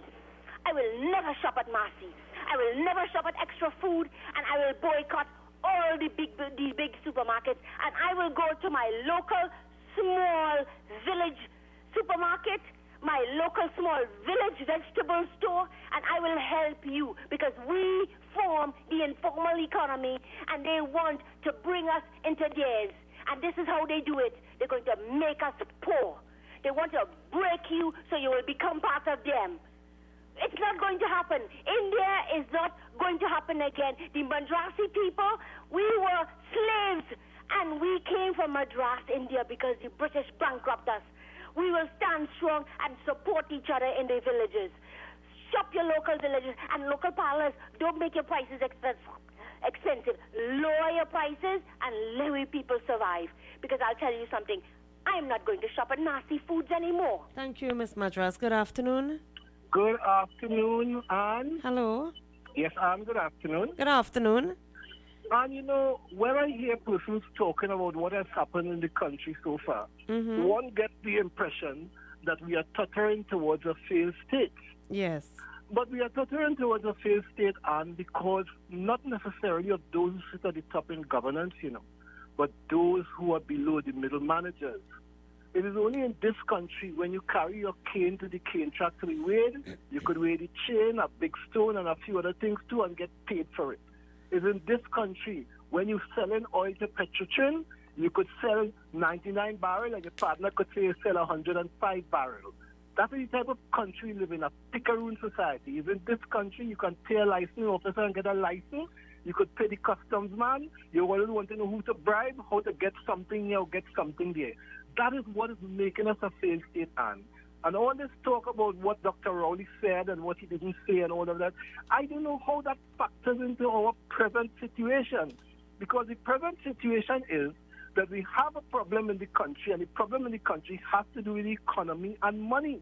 And it has to do with any member of the UNC is honest right now. The UNC has been systematically starving this country of funds for the last 10 years.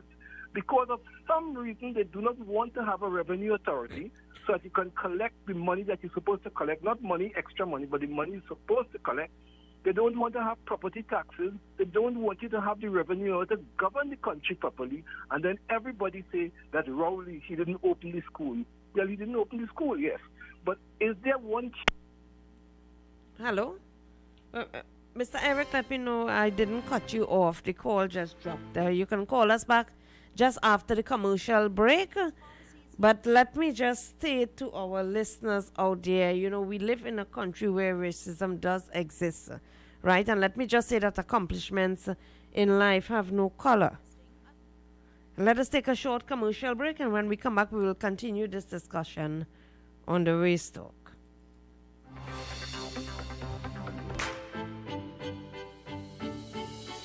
Visit Eddie's Pharmacies Limited newest location inside JTA Supermarket, C3 Center, Current Village, San Fernando. They offer blood pressure, blood sugar, cholesterol, and pregnancy testing, as well as all pharmaceutical products and over-the-counter drugs, along with CDAP prescriptions. Sagicor Caricare International Medical Card, Guardian Life Provider Card, and Republic Bank points are all accepted at their 3 locations of Eddie's Pharmacy Limited. RS Building, Rocha Douglas Road, Barrackpore, GN Building in Pinal, and C3 Center, Current Village, San Fernando.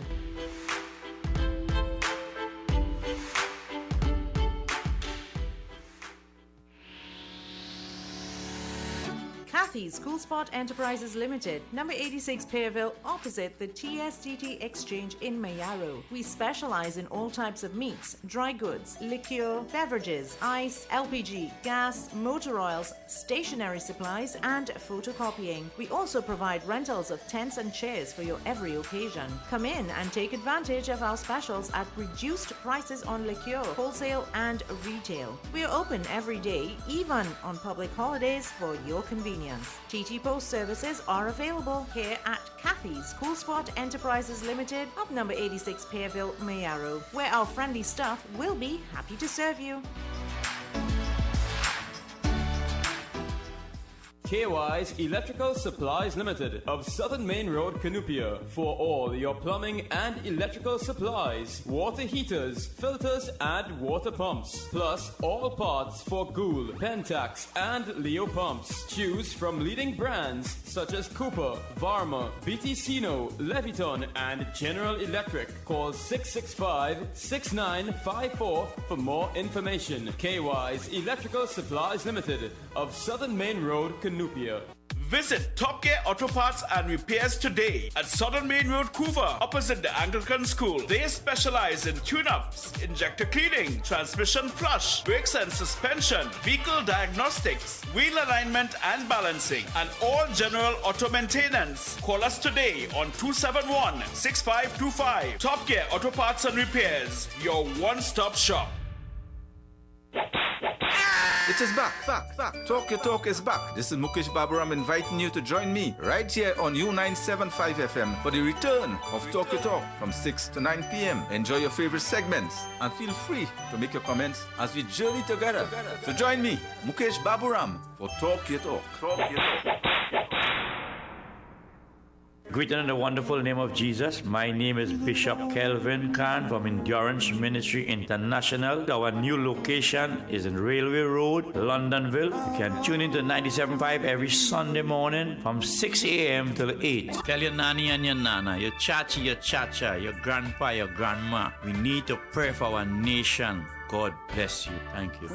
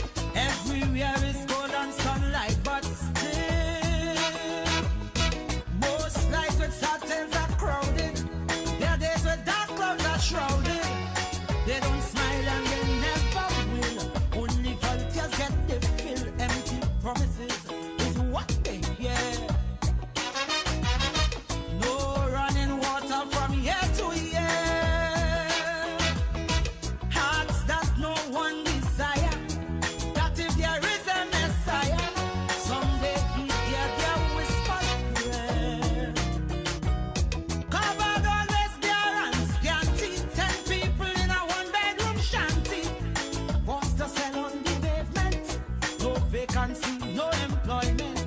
Cattle fire cracker from gunshot. Blood does flow when things get hot. Afraid to look out the window. To hear voices from the ghetto. Crying, crying, crying, Lord, Lord. Crying, crying. Voices from the ghetto.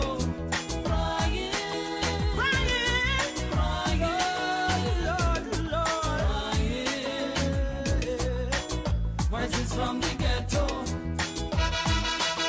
help us, Father.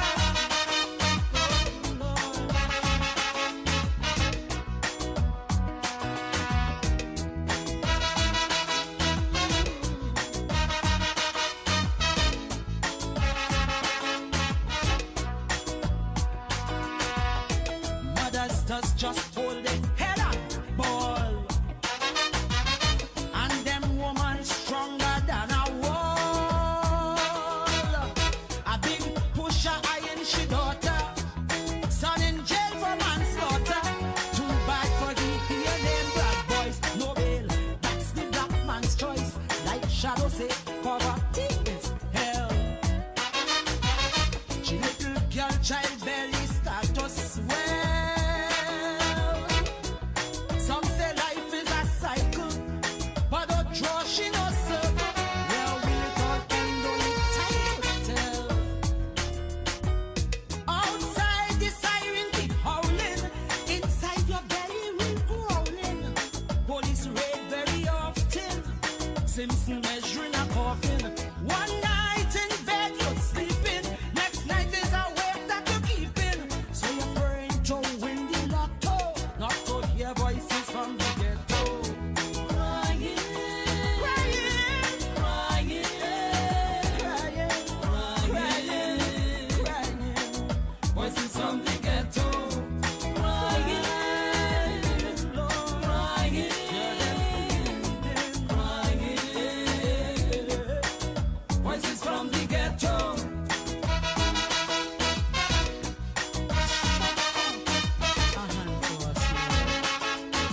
We are not a forgotten people.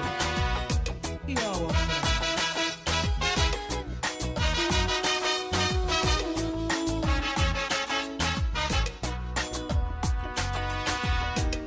With dented pride, they soldier on.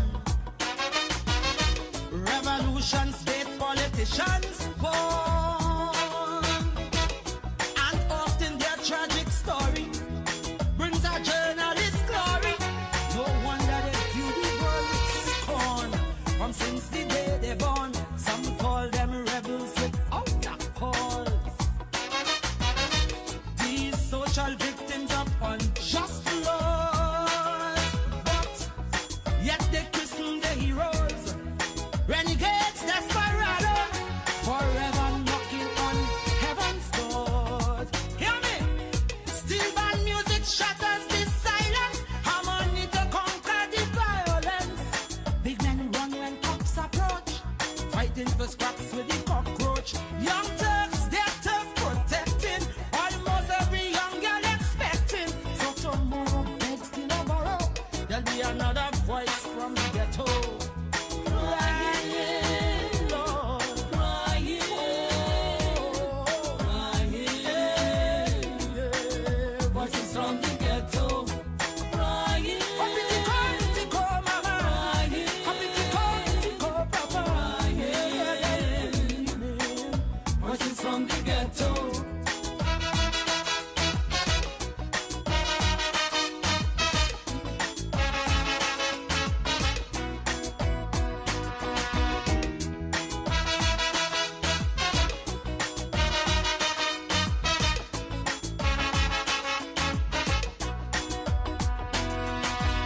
Social amenities, Lord, heaven knows. Opportunities, well, them always close. Can't get what once it white collar. So if you can't stretch your dollar, it's later for you crack or smoke your pipe.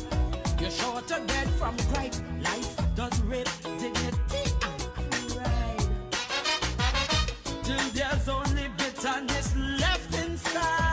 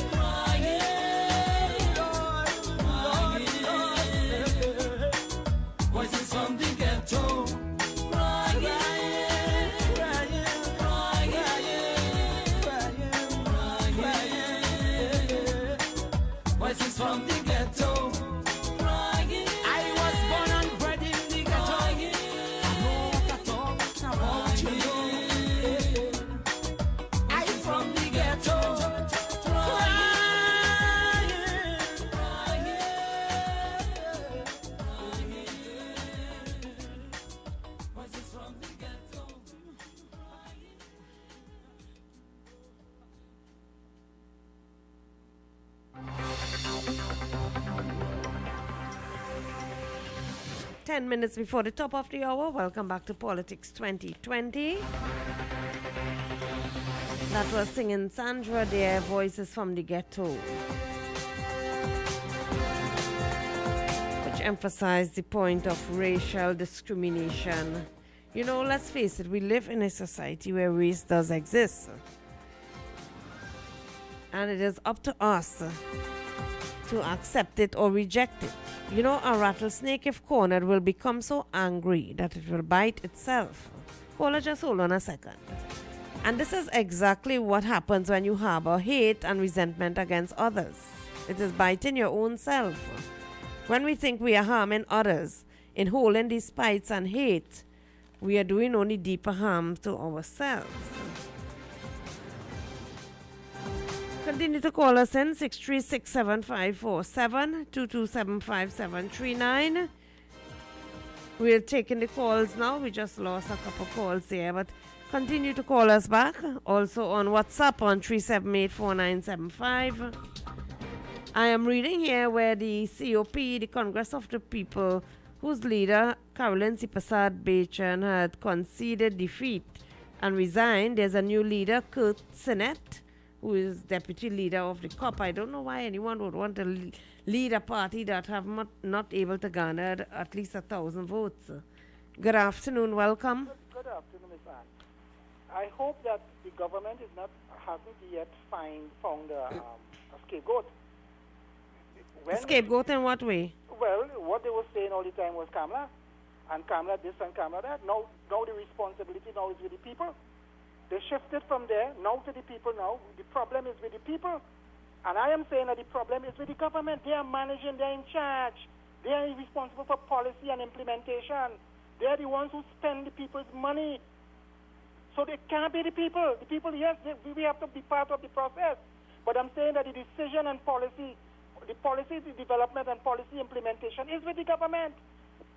Right? And don't shift it now to say that it's the people. The problem is with the people, is with us, the middle managers. No, don't put that on me. Don't put that on the poor people in this country at all. The poor people in this country never took $400 million and set a building highway to nowhere. They never go and buy a set of boats that can't work, all that set amount of money that they throw away there. They never do that. They never take money to go and buy picture and all kind of things. They didn't do that. They didn't bankrupt the economy, and at one time they said that the economy was booming and everything was. Now you're telling me that is the people responsible for it? No, not in Trinidad yet. You have some people you could fool all the time, but some of the time, but you can't fool everybody, all the people all the time. Not me, I ain't taking that. Ole was number one in COVID. Ole could have managed, the PLM could have managed. They were number one in the world, Oxford. Now the thing all over the place like wildfire, they can't find out where the source is, right? They were good managers of the economy. Now you're saying the economic problem. They were number one. The economy had turned around. It was booming. They were the best managers. They were turning straw into gold. All you manage, this is all your time to manage now. This is the time for the PLM to manage, show, because they have acquired the skills.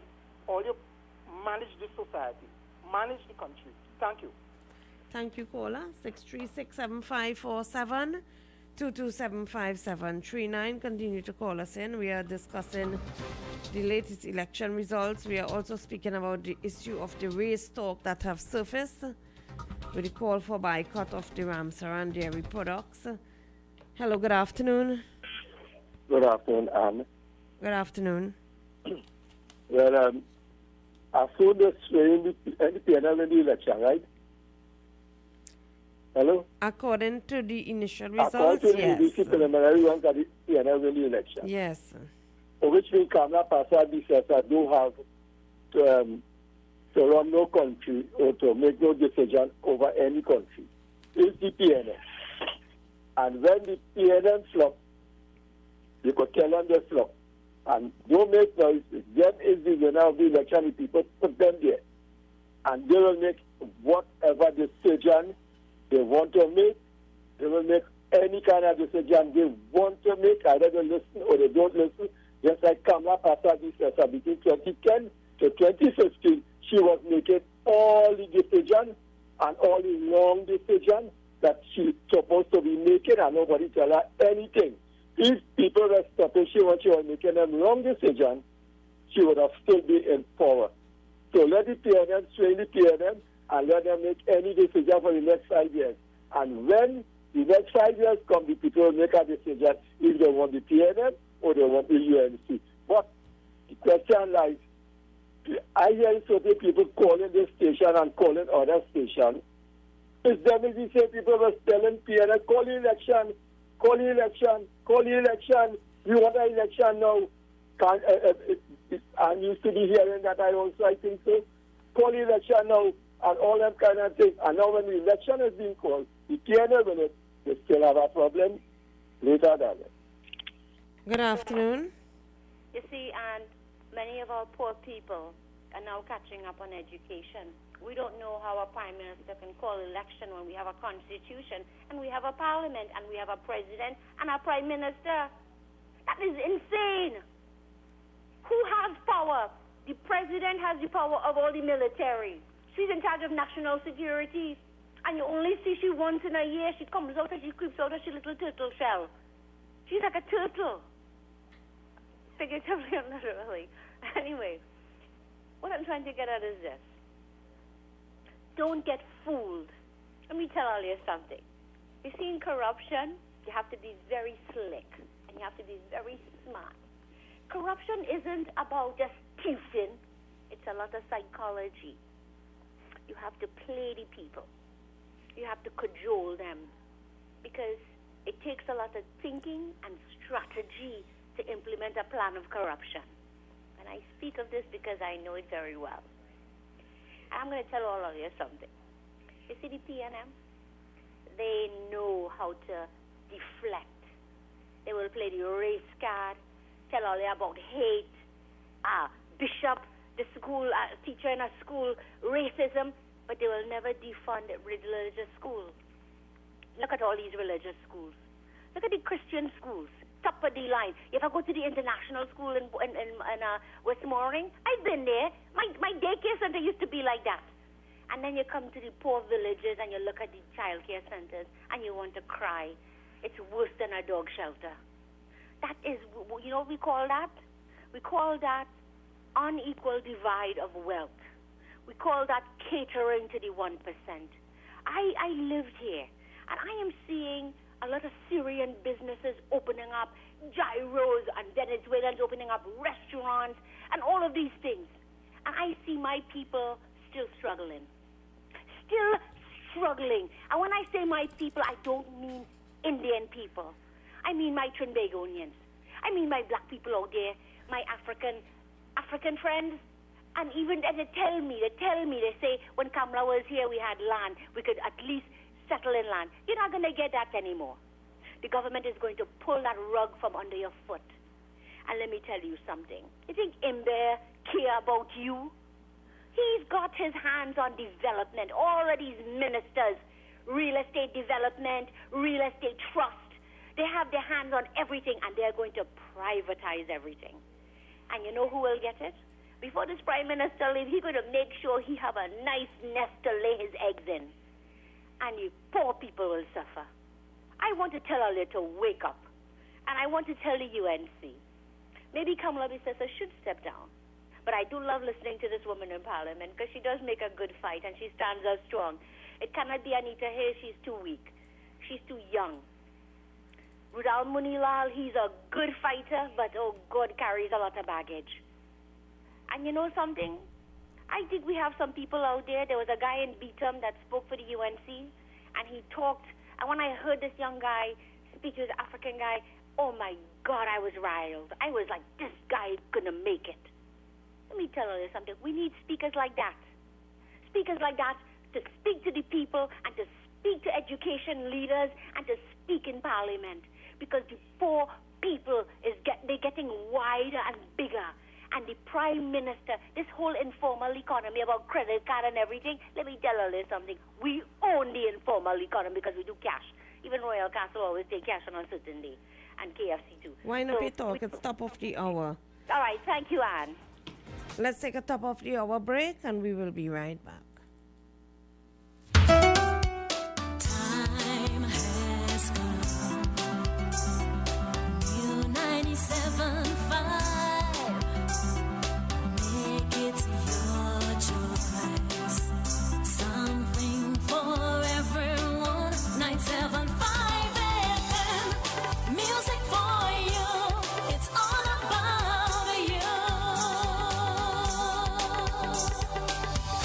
97.5 FM, Hot Like Pepper, Multicultural Radio. Power to the listeners.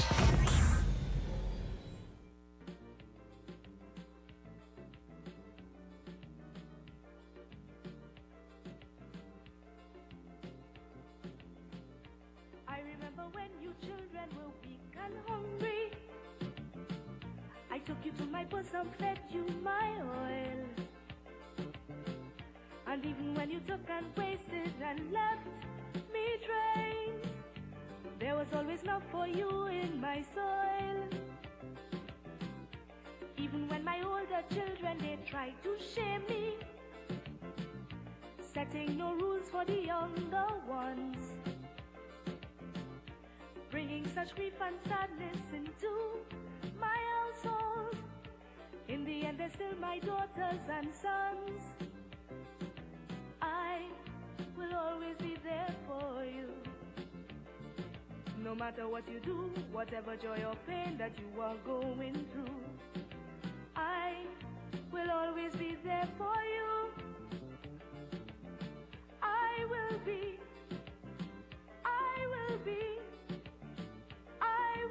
always there for you.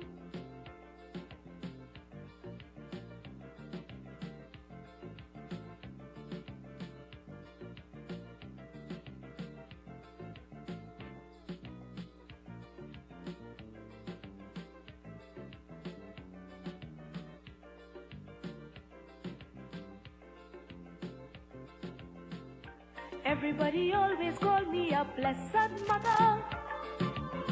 Mama Trini, God must love you, they'd say. Hello, high water, I would just rise and embrace you, protecting my children in every way. Even when you fight and argue about different fathers, remember, the middle passage brought them straight to my door. Mama never worry about no race, I just love them. And so my blood does boil when you start to walk. I will always be there for you. No matter what you do, whatever joy or pain that you are going through, I will always be there for you. I will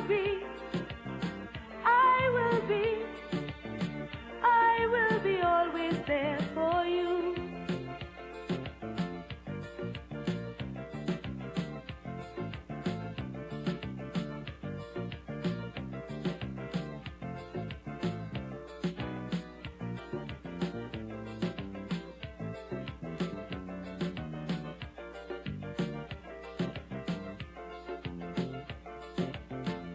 So if you really want to make your old lady happy, if you really want to fill me with joy,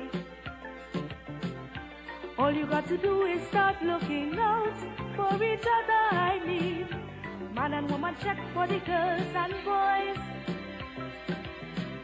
To those of you who sow your seeds and then run like crazy, I want to see you turn and commit your heart. And those of you who choose to lead all the rest to your duty, foolishness will only tear us apart. And I will always be there for you. No matter what you do, whatever joy or pain that you are going through, I will always be there for you. I will be always there for you. I will always be there for you. No matter what you do, whatever joy or pain that you are going through, I will always be there for you. I will be always there for you.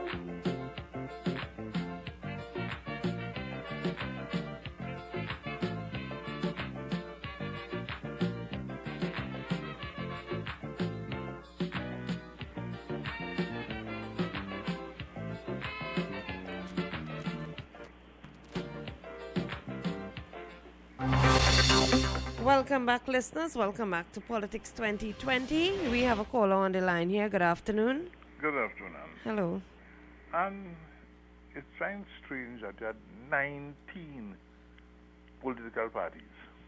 Mm-hmm. You find that strange? No, I know why. There are too many smaller parties. The idea was they expected that Mrs. Bissessa would say, okay, let us all get together now, form one big group, go to the polls, win the election. It happened before. And so they were hoping to get in that parliament through the back door. Mm-hmm. They know they couldn't get it on their own. Mrs. Bissessa was right. Don't succumb to that. Because what happened? You have a pick-up side. They did for 5 months, for 5 years. Everybody have a good time. What happened after 5 years? Where's the country? Where's the people? If I were to give my wish today, I want Mrs. Bissessa to remain the leader of the NC. Remain there and let them all know it ain't going to have no pick-up side, no time. You want to join the UNC? Join the UNC. Come, sit down, talk, cuss, kick, do what you want to do. But we go in there as one group. Not no 10, 15 people coming together to win the election, to be a minister here and a minister there, a minister there. This is what happened. I said before the election, this is what they were all waiting for. And when they didn't get that, they all want to kill her. Because as far as they're concerned, if she had called all together, they'd win. And for 5 years, they're going to feather their nest. And after that, who cares? Mrs. Bissessa should stay right there and not move from there at all. And come next year, go up for election, win the election, and let this UNC party know this is going to be a national party. This is going to be a party that's standing for certain principles and not go to whoever there, wherever, when, whoever, what. Bring your father, your daughter, your aunt, your mother, whoever, form a party, and just a party. You can't even pull a maxi taxi, but you have a party. So as far as I'm concerned, well, Chris, some of the parties, I am shocked at the votes they receive. Some of them put up like New National Vision, 6 candidates. They receive 493 votes. Yes, I'm surprised I'm surprised they get 400 votes. Trinidad Humanity Campaign, which received 366 votes for 7 candidates, huh? Yeah. And people in country, wake up and check what happening. Clear date, come on, party. So that's right. Let me all together form group and win election. And all who are party. The minister. It happened before and they were hoping again. Mrs. Bissessa, you stand firmly. Thank you very much. Thank you. 636-7547 2275739. As I indicated earlier, most of these parties would have lost their initial deposit. Hello, good afternoon. Good afternoon again. I'm looking at a news conference being held by Colm Imbert about election. And he is defending the fact that Rowley declared the PNM the winner before the Elections and Boundaries Commission. Now, the only legitimate body according to the law, according to the Constitution, who can declare a winner in the election is the Election and Boundaries Commission. But yet he went ahead, and he's showing a lot of documents there, how much votes they get and how it will relate to Balize House. But that was wrong. Very, very wrong indeed. They are preempting. Well, let me say that both main parties would have received the same information. Eh? Yes, there. I'm not doubting that. That is a fact. But the fact is that it's only the EBC, just like GCOM in Guyana. Of course, yes, we know can that. Say who the winner is. Well, that is why a prime minister is not sworn in, but given the figures, yes, Dr. Rowley would have gone and make a victory speech. But he was wrong to do that. He was very wrong to do that, according to law. Now, also, I'm glad you mentioned those small parties there. They all lost their deposit. I think the only one who saved his deposit was Jack Warner, because he got a few votes there. So he saved his deposit, but the rest of them, they all put their money into They the were treasury. not comfortable margins of victory, indeed. They got figures like 310 votes was for Kirkwaite. It was shameful. You know, so I don't know. I Movement think, for Social Justice, which put up 5 candidates, they received 1,223 votes. And this MSG fella, how you call him, David Abdullah. Yes, where's MSG? 1,223 for 5 candidates. Yeah, I saw it in the Express newspaper today. I don't know why these fellas think that they are relevant to the politics of this country. Even where so many oil workers were put on the breadline, that the children who were studying abroad had to come back home, no money. Their cars were repossessed by the banks, and they catching hell to pay their mortgage for the house. They don't know whether they will be able to keep their houses. And yet these people in the oil belt, in places like Labrie and Point Fortin and so on, went and voted for the PNM. So you see again tribal voting. They did not put issues. They didn't vote on issues. You know, and as I said yesterday when Ved was there, I said in England, for example, the Labour Party has won seats for over 50 years. And in the last election, those same Labour people who would never vote for Conservative Party voted against the Labour, and the Conservative win that seat in 50 years because they voted on issue and not for party loyalty. But over here, it's a different story. They vote on race. You know, although in England you have the voting. In Trinidad and Tobago, we have always had traditional racial voting. Racial. Just like in America you have the WASP, the White Anglo-Saxon Protestant, voting for the GOP, the Republican Party, and the blacks and the Latinos and so on, and the factory workers voting for the Democrats. And you have the same thing in England. You have there the divide is a social divide between North England, which is much poorer than South England, you see. But over here, it's on racial line, but people would not cross that racial line, even if their bread and butter is at stake. And that tells me something, you know, about people's thinking. Thank you very much. Thank you very much for calling in. Continue to call us in 636-7547 or 227-5739. I'm just looking at a post up here in CNN News. Our Pastor John MacArthur of the Grace Community Church, he opened his doors wide and people came in, you know, like animals in Noah's Ark. My God, they breach all protocols with this coronavirus pandemic. And you cannot see a space with the crowd that he has. It was featured on CNN News there, one of the latest news reports. Hello, good afternoon. And you know what I think? I think government should defund all those religious schools. You know why I say that? And let them fund their own schools? Entities are very, very wealthy entities. And they don't invest in the children's education. And government has pulled back, and they've been refunding and enriching these religious entities. I say this because I talk to a lot of parents who go to religious schools, and they complain about things about children's suicide, bullying, abusive behavior in the schools. And it never gets addressed. It gets swept under the carpet, just like the government school. Our government schools is a breeding ground for gangs. Gangs, rapists, and our police is a breeding ground for criminals. I say that because look at that Venezuelan girl who got kidnapped and raped and, well, they say now it was an abuse, but whatever. But every time you pick up the newspaper, how many, somebody needs to do a study on how many police officers are involved in criminal activity involving the abuse of women. Seriously. And Gary Griffith is silent. You know something? I cry every time I read about a woman getting beaten and killed. And raped. You put your child in a car and you're trusting PH drivers, somebody who just jumped in the car and they say, I'm going to pick up a girl tonight and I'm going to kill that girl. You trust this man who put his daughter, he should be freaking going with his daughter to sell empanadas. You don't send your child there alone. This country is scary. I don't know, Anne, but sometimes I think it's maddening because we have school transportation, taxi transportation, and children. I watch children, little girls and boys, cuddled in together in a taxi and they hurdle with adult male and females. And these males are like two males between a little girl. And it's frightening.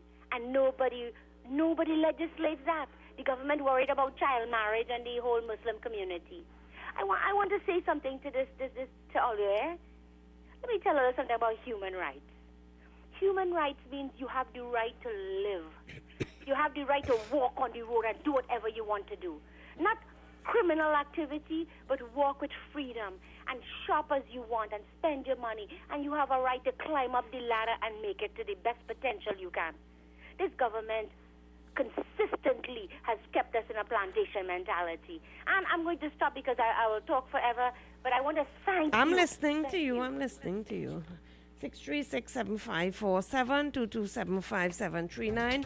We are dealing with some of the figures and the margin of winning that they have. You know, we didn't mention Tobago. In Tobago East, Ayanna Webster Roy, she beat Watson Duke by 1,261 votes. While in the Tobago West, Shamfa Kujo, she ran away with more than 4,774 more votes than a PDP rival. You know, and strange enough, Ms. Madras was speaking that government should stop funding these schools, these religious schools. And the highest number of votes in all of the constituencies was in favor of Dinesh Rambali, who is a strong member of the Sanatan Dharma Mahasabha. Good afternoon. And I hear Ms. Madras talk about people in the police service who are in criminal behavior. And that doesn't surprise me. We are a society of disingenuous people. We have the same group of people taking people from the police service. You have the same people who are recruiting people, and you expect to have a different outcome. You're going to choose people by ethnicity. You're going to choose people by some family you have, some girlfriend, brother want to work in the police service, and he get in the police service. The people who are able to show that they could go and study and really get some degree or something, you don't want that. Everything in this country is who know who could pull a string where, and that's where the society is. And we could talk from now till the cows come home, and nothing will change. You know why? We are responsible, not nobody else. We. I have made this statement before on this station, Anne. How many people, you have a primary school, 300 children in primary school. They have every month they might have a PTA meeting. The same 5 or 10 mothers or fathers there is the same 5 or 10 every week. Where did at the PTA meetings, yes, you're right. You have 600 parents, but you only see 5 or 10 of them. 5 or 10 of them will take an active role in their children's education. Exactly. You're not going to come there to represent your children. Then you have your village council. You ever hear about them a village council meeting anywhere in Trinidad? Way back in 1962, they built community centers all over the country. And you have village council. What happened to them? They forget about that. Them community center party, smoking weed, having party, all of that. Nobody getting together and say, this is what we want for our country. This is what we want for our... And then you come in to complain about Kamla and about Rowdy and about whoever else. We have to be blamed. Thank you. Thank you, Anne. Thank you. 636-7547 listeners, that's the number to call in. If you wish to have your views aired live on air, we are discussing the race issue. We are discussing the margin of errors and the figures, the preliminary figures for the 2020 general elections. You can continue to call us in if you have an opinion, you want to hear your voice. We have a number of texts there on WhatsApp. I'll read some of them in a while. 378-4975 is the number to text in. Good afternoon. Welcome. I'm gonna chime in again. How do all the manufacturers account for their wealth in this country? You know how they account for their wealth? on the backs of the slave and the indentured laborers. Because when slavery came about and when indentured labor came about, all the white people in this country, the French Creoles, got into manufacturing. And you'll never read about it because they control everything in this country. There's a fear in this country to speak up. There's a fear in this country that if you are black and brown, if you're a person of color, you have no power. And I want to tell all you something out there. We have a constitution, you know, but you know what Parliament does all the time? Because we have this president, prime minister, a constitution, a parliament. That is crazy. There's no checks and balances. That is why if we don't understand the laws of this country, we'll never be able to navigate ourselves into accessing information. They hold the access to information and they keep it tightly closed. And it's by design. I want to share something with all of you. You know, I read a lot. And I'll tell you something. People are fearful of the IMF. And I read today that they want to devalue the Trinidad dollar. That's what the Prime Minister wants to do. He wants to devalue the dollar. And I want to tell all of you something. We need to pay attention to the energy sector. You ever listen to Politics 2020 and hear, Miss Madras, how Ved Serum calls for devaluation of the dollar? Is like a little dot in there. And you know the positive I'm effect it telling will you have something. on Your our radio economy. station, I want to congratulate you, Anne, because I have to tell you something personally, woman to woman, okay, sister to sister? You are running a damn good show. And let me tell you something. Keep it neutral. Keep the calls coming in, because I look at things unbiasedly, because I love I have African people in my family. I have family all over this country, and I have family that are African and have children biracial, you name it. I have even Muslim people from Barataria in my family. And let me tell you something. I love this country, but you see what they are doing in Port of Spain? It impacts all of us, and it makes us hate each other. We could never love each other if they keep telling us what to do. I tell everybody. That's why I'm boycotting Marcy. I'm not going to shop at Marcy. I refuse to shop at Extra Food. I will not go to any of those supermarkets that say you're going to boycott it, because I have not seen anything about equal opportunities, employment rights, and unions at any of these supermarkets. I haven't seen consumer protection, quality control, standards. You don't see that. All right, call us back after this call. Hello, good afternoon. Yes. You do not strengthen the weak by weakening the strong. Let me repeat that. You do not strengthen the weak by weakening the strong. Well, that is the same like what Abraham Lincoln said. I destroy my enemies when I make them my friends. You see, they're talking about the 1%. Let me tell you something, Miss Anne. The young 1% people, as a little boy, I remember, in the districts, the cottages, the estates where people living in dangers, do you know what the 1% was?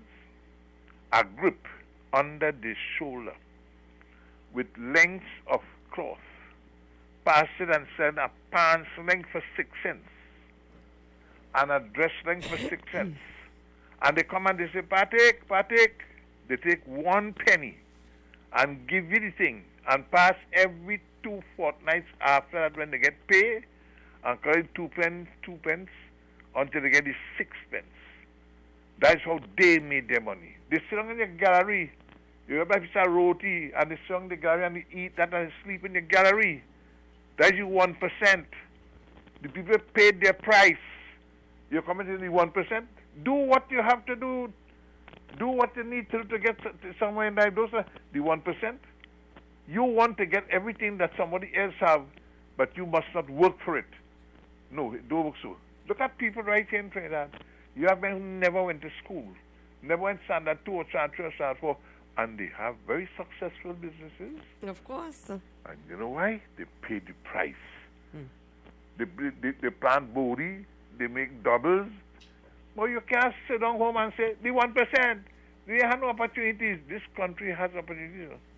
Just go there and make use of it for yourself. So, as far as I'm concerned, I expect the 1%.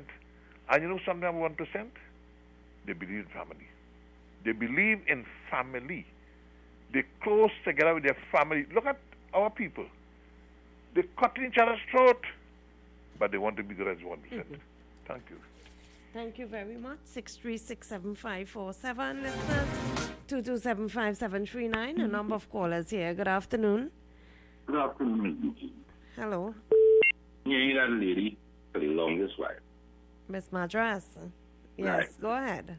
And she started about the 1% and I want and she not going my Massey stalls because Massey stalls decide they're not taking part with Ramsaran because of what the young lady said. But here what's going on, ma'am. I go in my Massey stalls. And if Massey stalls decide to put Ramsaran juice or anywhere I go and I decide to drink, I am not purchasing it. So they can put it back in the store, you know. But I, as a customer, is sending a message. Not only Massey has to send a message. Because you call this morning on Kenrick program, oh, them decide to go and open our next milk company. That is not the issue. The issue is whether or not the lady should apologize and whether we should accept what she said to us. And this racial, Ms. Ann, enjoy. We're in a mess here. Thank you very much. 6367547. Good afternoon. Can you tell that guy to wake up? He has been asleep for so long in Barataria, and he's from St. Vincent. And he's not even a Trinidad. Are you a Trinidad citizen, Mr. Barataria? With the truck driving business and all that? Let's take another caller. Good afternoon. Good afternoon. Hello, welcome.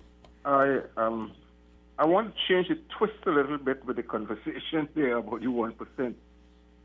As the election is over, I am hearing about the economy. They want to build the economy. Yes. But my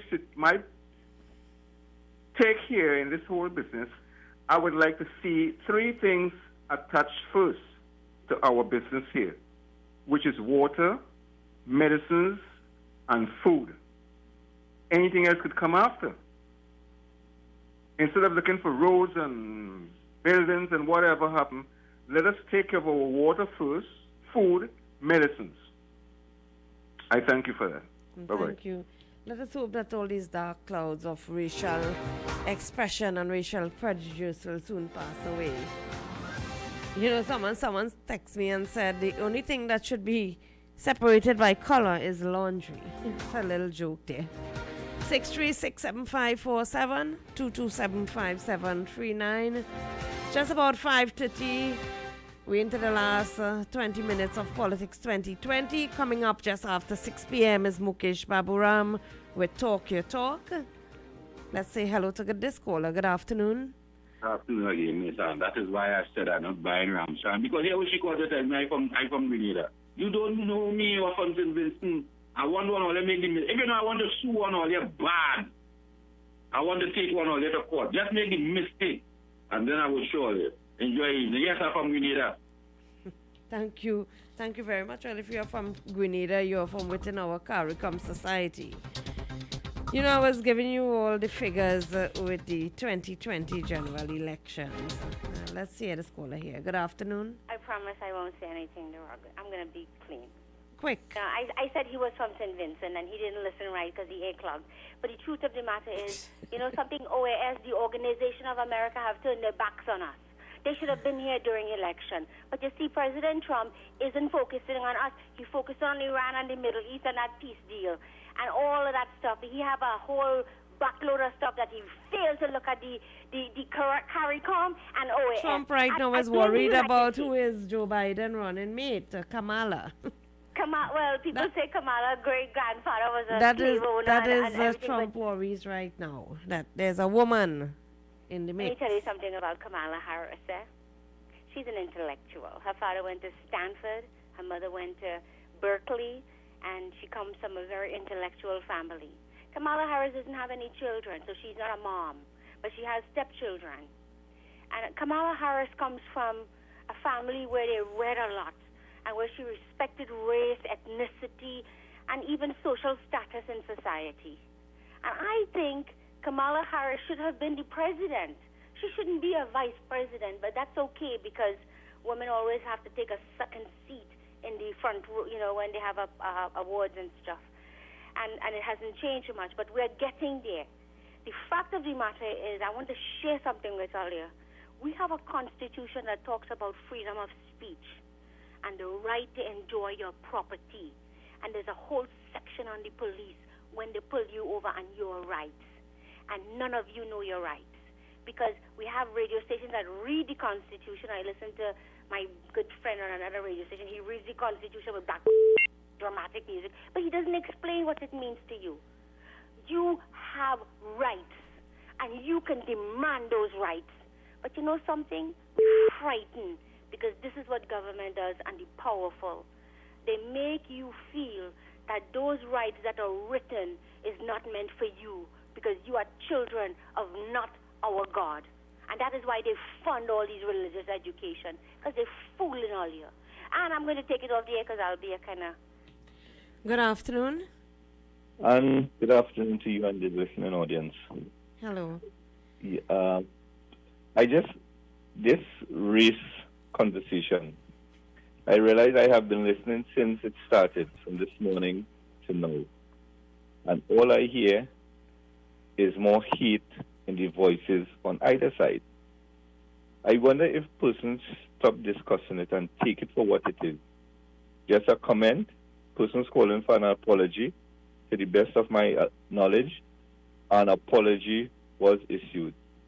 The person questioned was fired. And all these measures would have taken place. You think that firing was just to save their face? Well, whatever genuine. Whatever the reason is, does the end justify the mean? That is what the public expects, right? So the public was given their pound of flesh. It takes my mind back to the recalcitrant minority and the alligators in the Murky Lagoon. I did not hear all of these from higher officers than the woman who made the statement from Ramsaran. Higher officers made those statements, and everybody accepted it. When the shoe is on the other foot, there is a certain culture of people that is more docile, so they take their insults and they move along and they continue. Why our population? The politicians lit the fuse and it's lighting, and none of them is coming now to defuse the situation. But they lit the fuse, and they were satisfied with the results of the election. What are they doing to put a blanket over this situation? This could easily escalate in communities. This could easily escalate with somebody stepping into a community. Someone on Facebook have posted to kill the family. Well, this afternoon. Good. So, and it could escalate. It's something for the police commissioner to investigate. And I am not even saying the police commissioner. The persons who would have lit the racial fuse, and they know themselves, now is a time to come off the platform and the canvassing and make statements on both sides that could help dampen this hatred that people are going. Some people will take it to the extreme. I have seen some of the comments, and forgive me if I'm being offensive, which I doubt I am. Persons are calling for persons on the radio to find an Indian woman and impregnate her. What if somebody takes that they're not going to ask, they're going to just find them and do that? Wouldn't that be tantamount to rape? So, people, there are so many different things to discuss. The more you call this station and the more you address it, is the more somebody else will come with a little more hatred. Take it for what it was. An apology was issued, and please just move on, because you don't know where you will fall. I don't know where I will fall, and we hope that we don't fall in the wrong community. Thank you very much. Thank you very much, Paula. Let's take a short commercial break. But before I do so, let me tell our listeners, you cannot hold a torch to light another person's path without first brightening your own.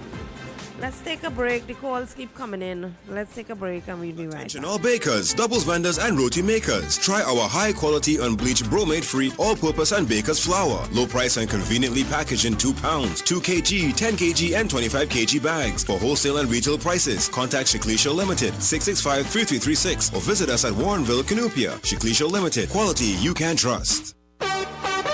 For quality items, Visit Super Quality Supermarket of Endeavour Road, Chaguanas, and Trin City Industrial Estate in Trin City, as well as Quality Cash and Carry Supermarket, Cuba Car Park, for all your grocery items, liquor, fresh fruits, and vegetables, not forgetting their bed and bath section, and kitchen appliances for your home. With so many items to choose from, take advantage of our great prices and discounts at any of our 3 locations: Trin City Industrial Estate in Trin City, Endeavour Road, Chaguanas, and Cuba. For quality items, Super Quality Supermarket and Quality Cash and Carry Supermarket.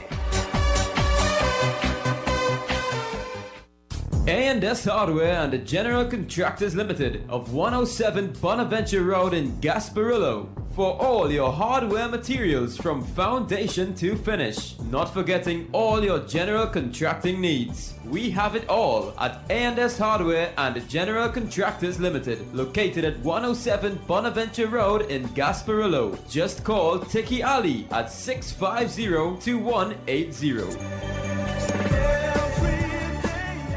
A&S Hardware are wholesalers and retailers of plywood, an assortment of lumber, galvanized pipe, hollow section, and steel. Customers can enjoy special prices on white pine and pitch pine doors. Visit Eddie's Pharmacies Limited newest location inside JTA Supermarket, C3 Center, Current Village, San Fernando. They offer blood pressure, blood sugar, cholesterol, and pregnancy testing, as well as all pharmaceutical products and over-the-counter drugs, along with CDAP prescriptions. Sagicor Caricare International Medical Card, Guardian Life Provider Card, and Republic Bank points are all accepted at their 3 locations of Eddie's Pharmacy Limited. RS Building, Rocha Douglas Road, Barraco, GN Building in Pinal, and C3 Center, Current Village, San Fernando.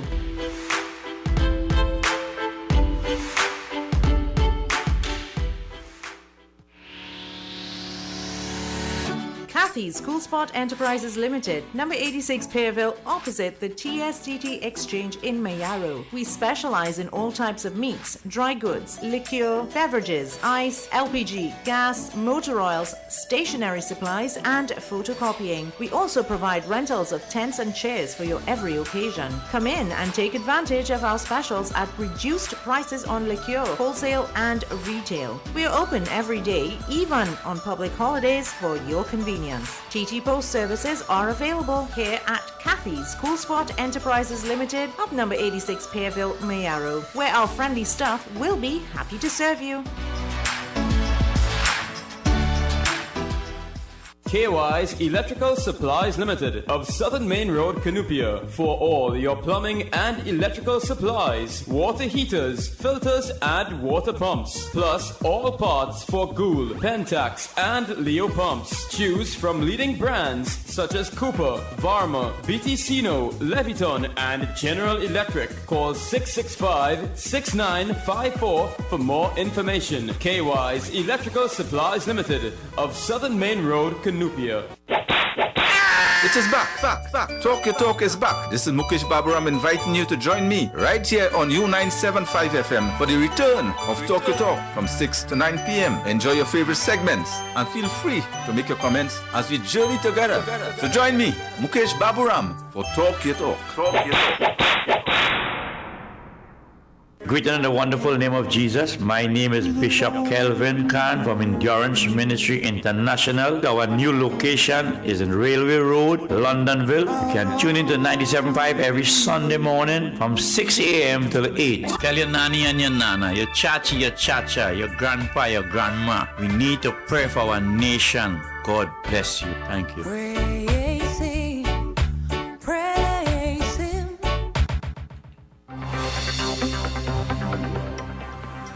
20 minutes before the top of the hour, we are coming down to the end of Politics 2020, where you have just about 5 minutes to call in again. You know, Senior Counsel Martin Daly, he commented on the EBC and to hand in the initial count immediately, stating that the delay in this, it provides an opportunity for drama and unease. Those are the words he used, drama, unease, right?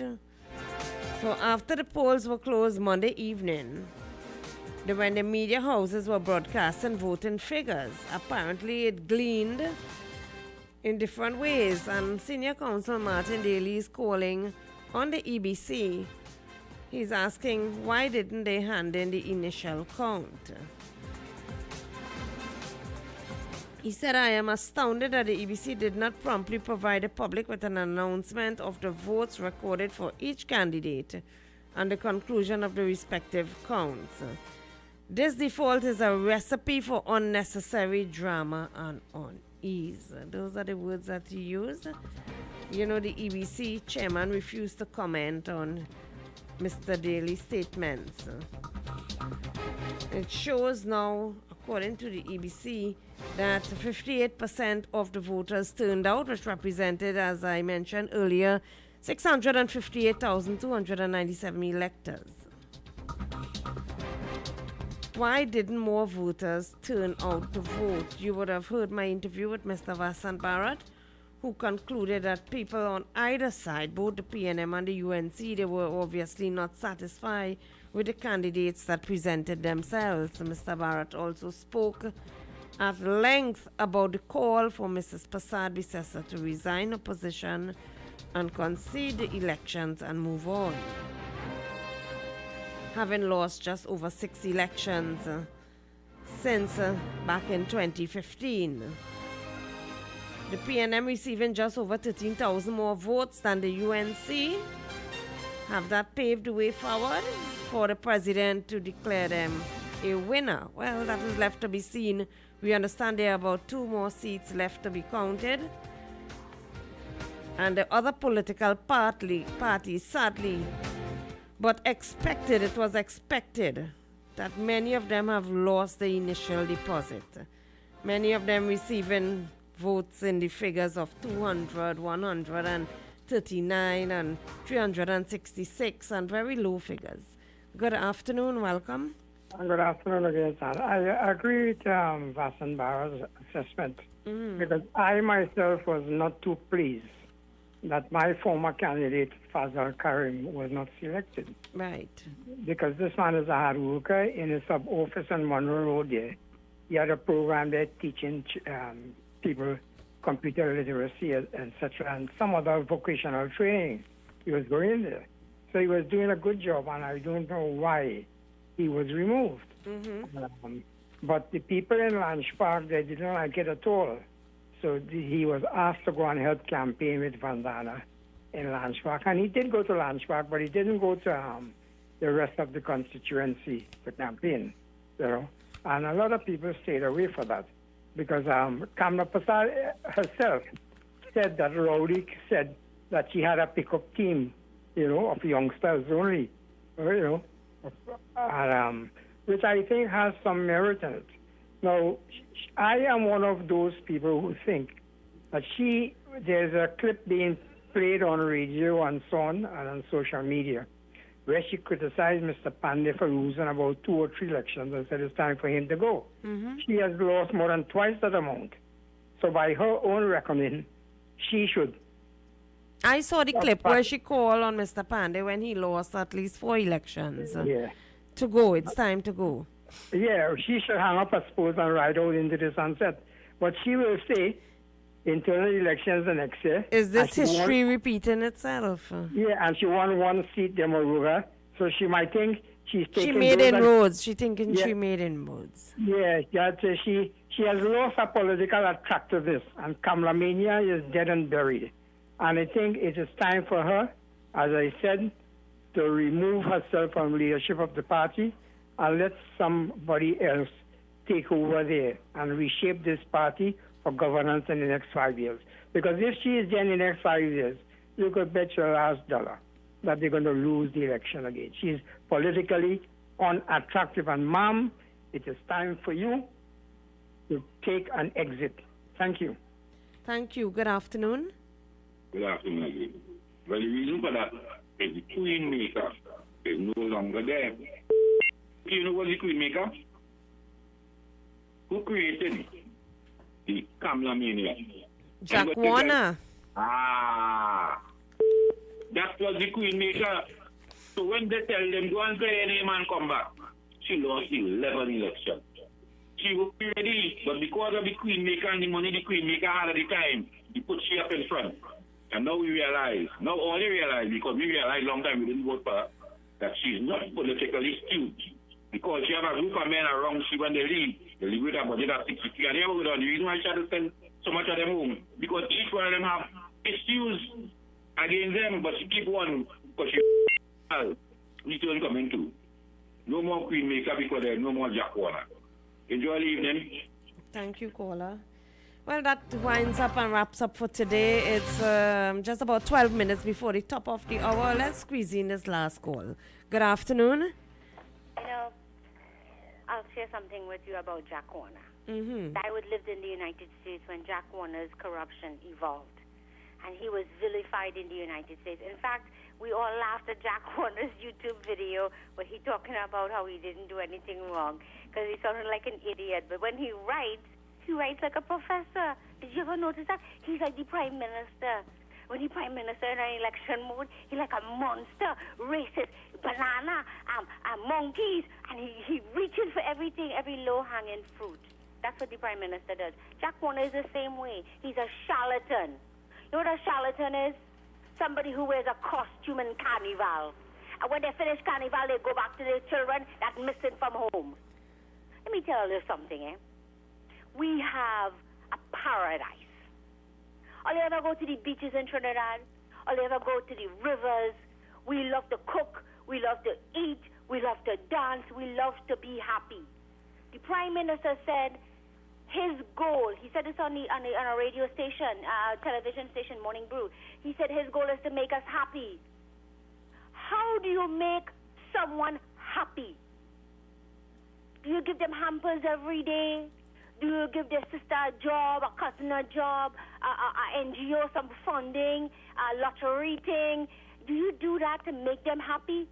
Or do you improve their human potential where they learn to appreciate patriotism and love this country for what it is, the sun, the sea, and the sand? That is I think, a Rolls-Royce commercial there right there.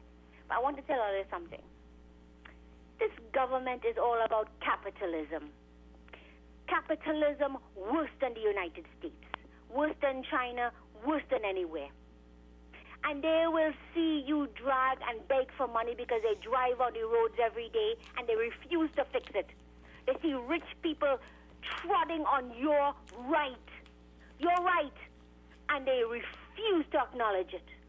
We have an EMA that's a failure. We have a handful of companies that in the quarry industry that have license. Our own national quarry doesn't have a license. And guess what? Import-export is rigged to the max. They want to povertize us, racialize us, and denigrate us. We don't want that anymore. Because let me tell all you something. All you had the internet, you want to learn anything, you get on Google and you type it up. And you read. You can learn to read and learn a second language on the internet. But this government is trying to curb that right. They will stop the internet one day in this country. Just like in the other Middle Eastern countries and other countries that are corrupt. And you will be silenced because they want to retain power. We've got to look at constitutional reform. And I hope the UNC listens to your radio show and get citizens, I don't say people, citizens of all race and gender and sexual orientation. Get them on and let us talk about these issues and let us move forward. Because let me tell you something, your rights are going to be infringed soon and they're chipping away at your rights to freedom of speech. Thank you, Ms. Madras. That's all the time we have now, I'm afraid. You can join us back again when we have another show of Politics 2020. Let me say that coming up at 6 p.m. is a major newscast. Just after that is Talk Your Talk with Mukesh Baburam. You don't want to miss that. Meanwhile, I am Ann Duki telling you have a good afternoon. If you have missed any part of this program, it's on YouTube on RCL U975. Let's end with this inspirational song by Mavis John, God Bless Our Nation.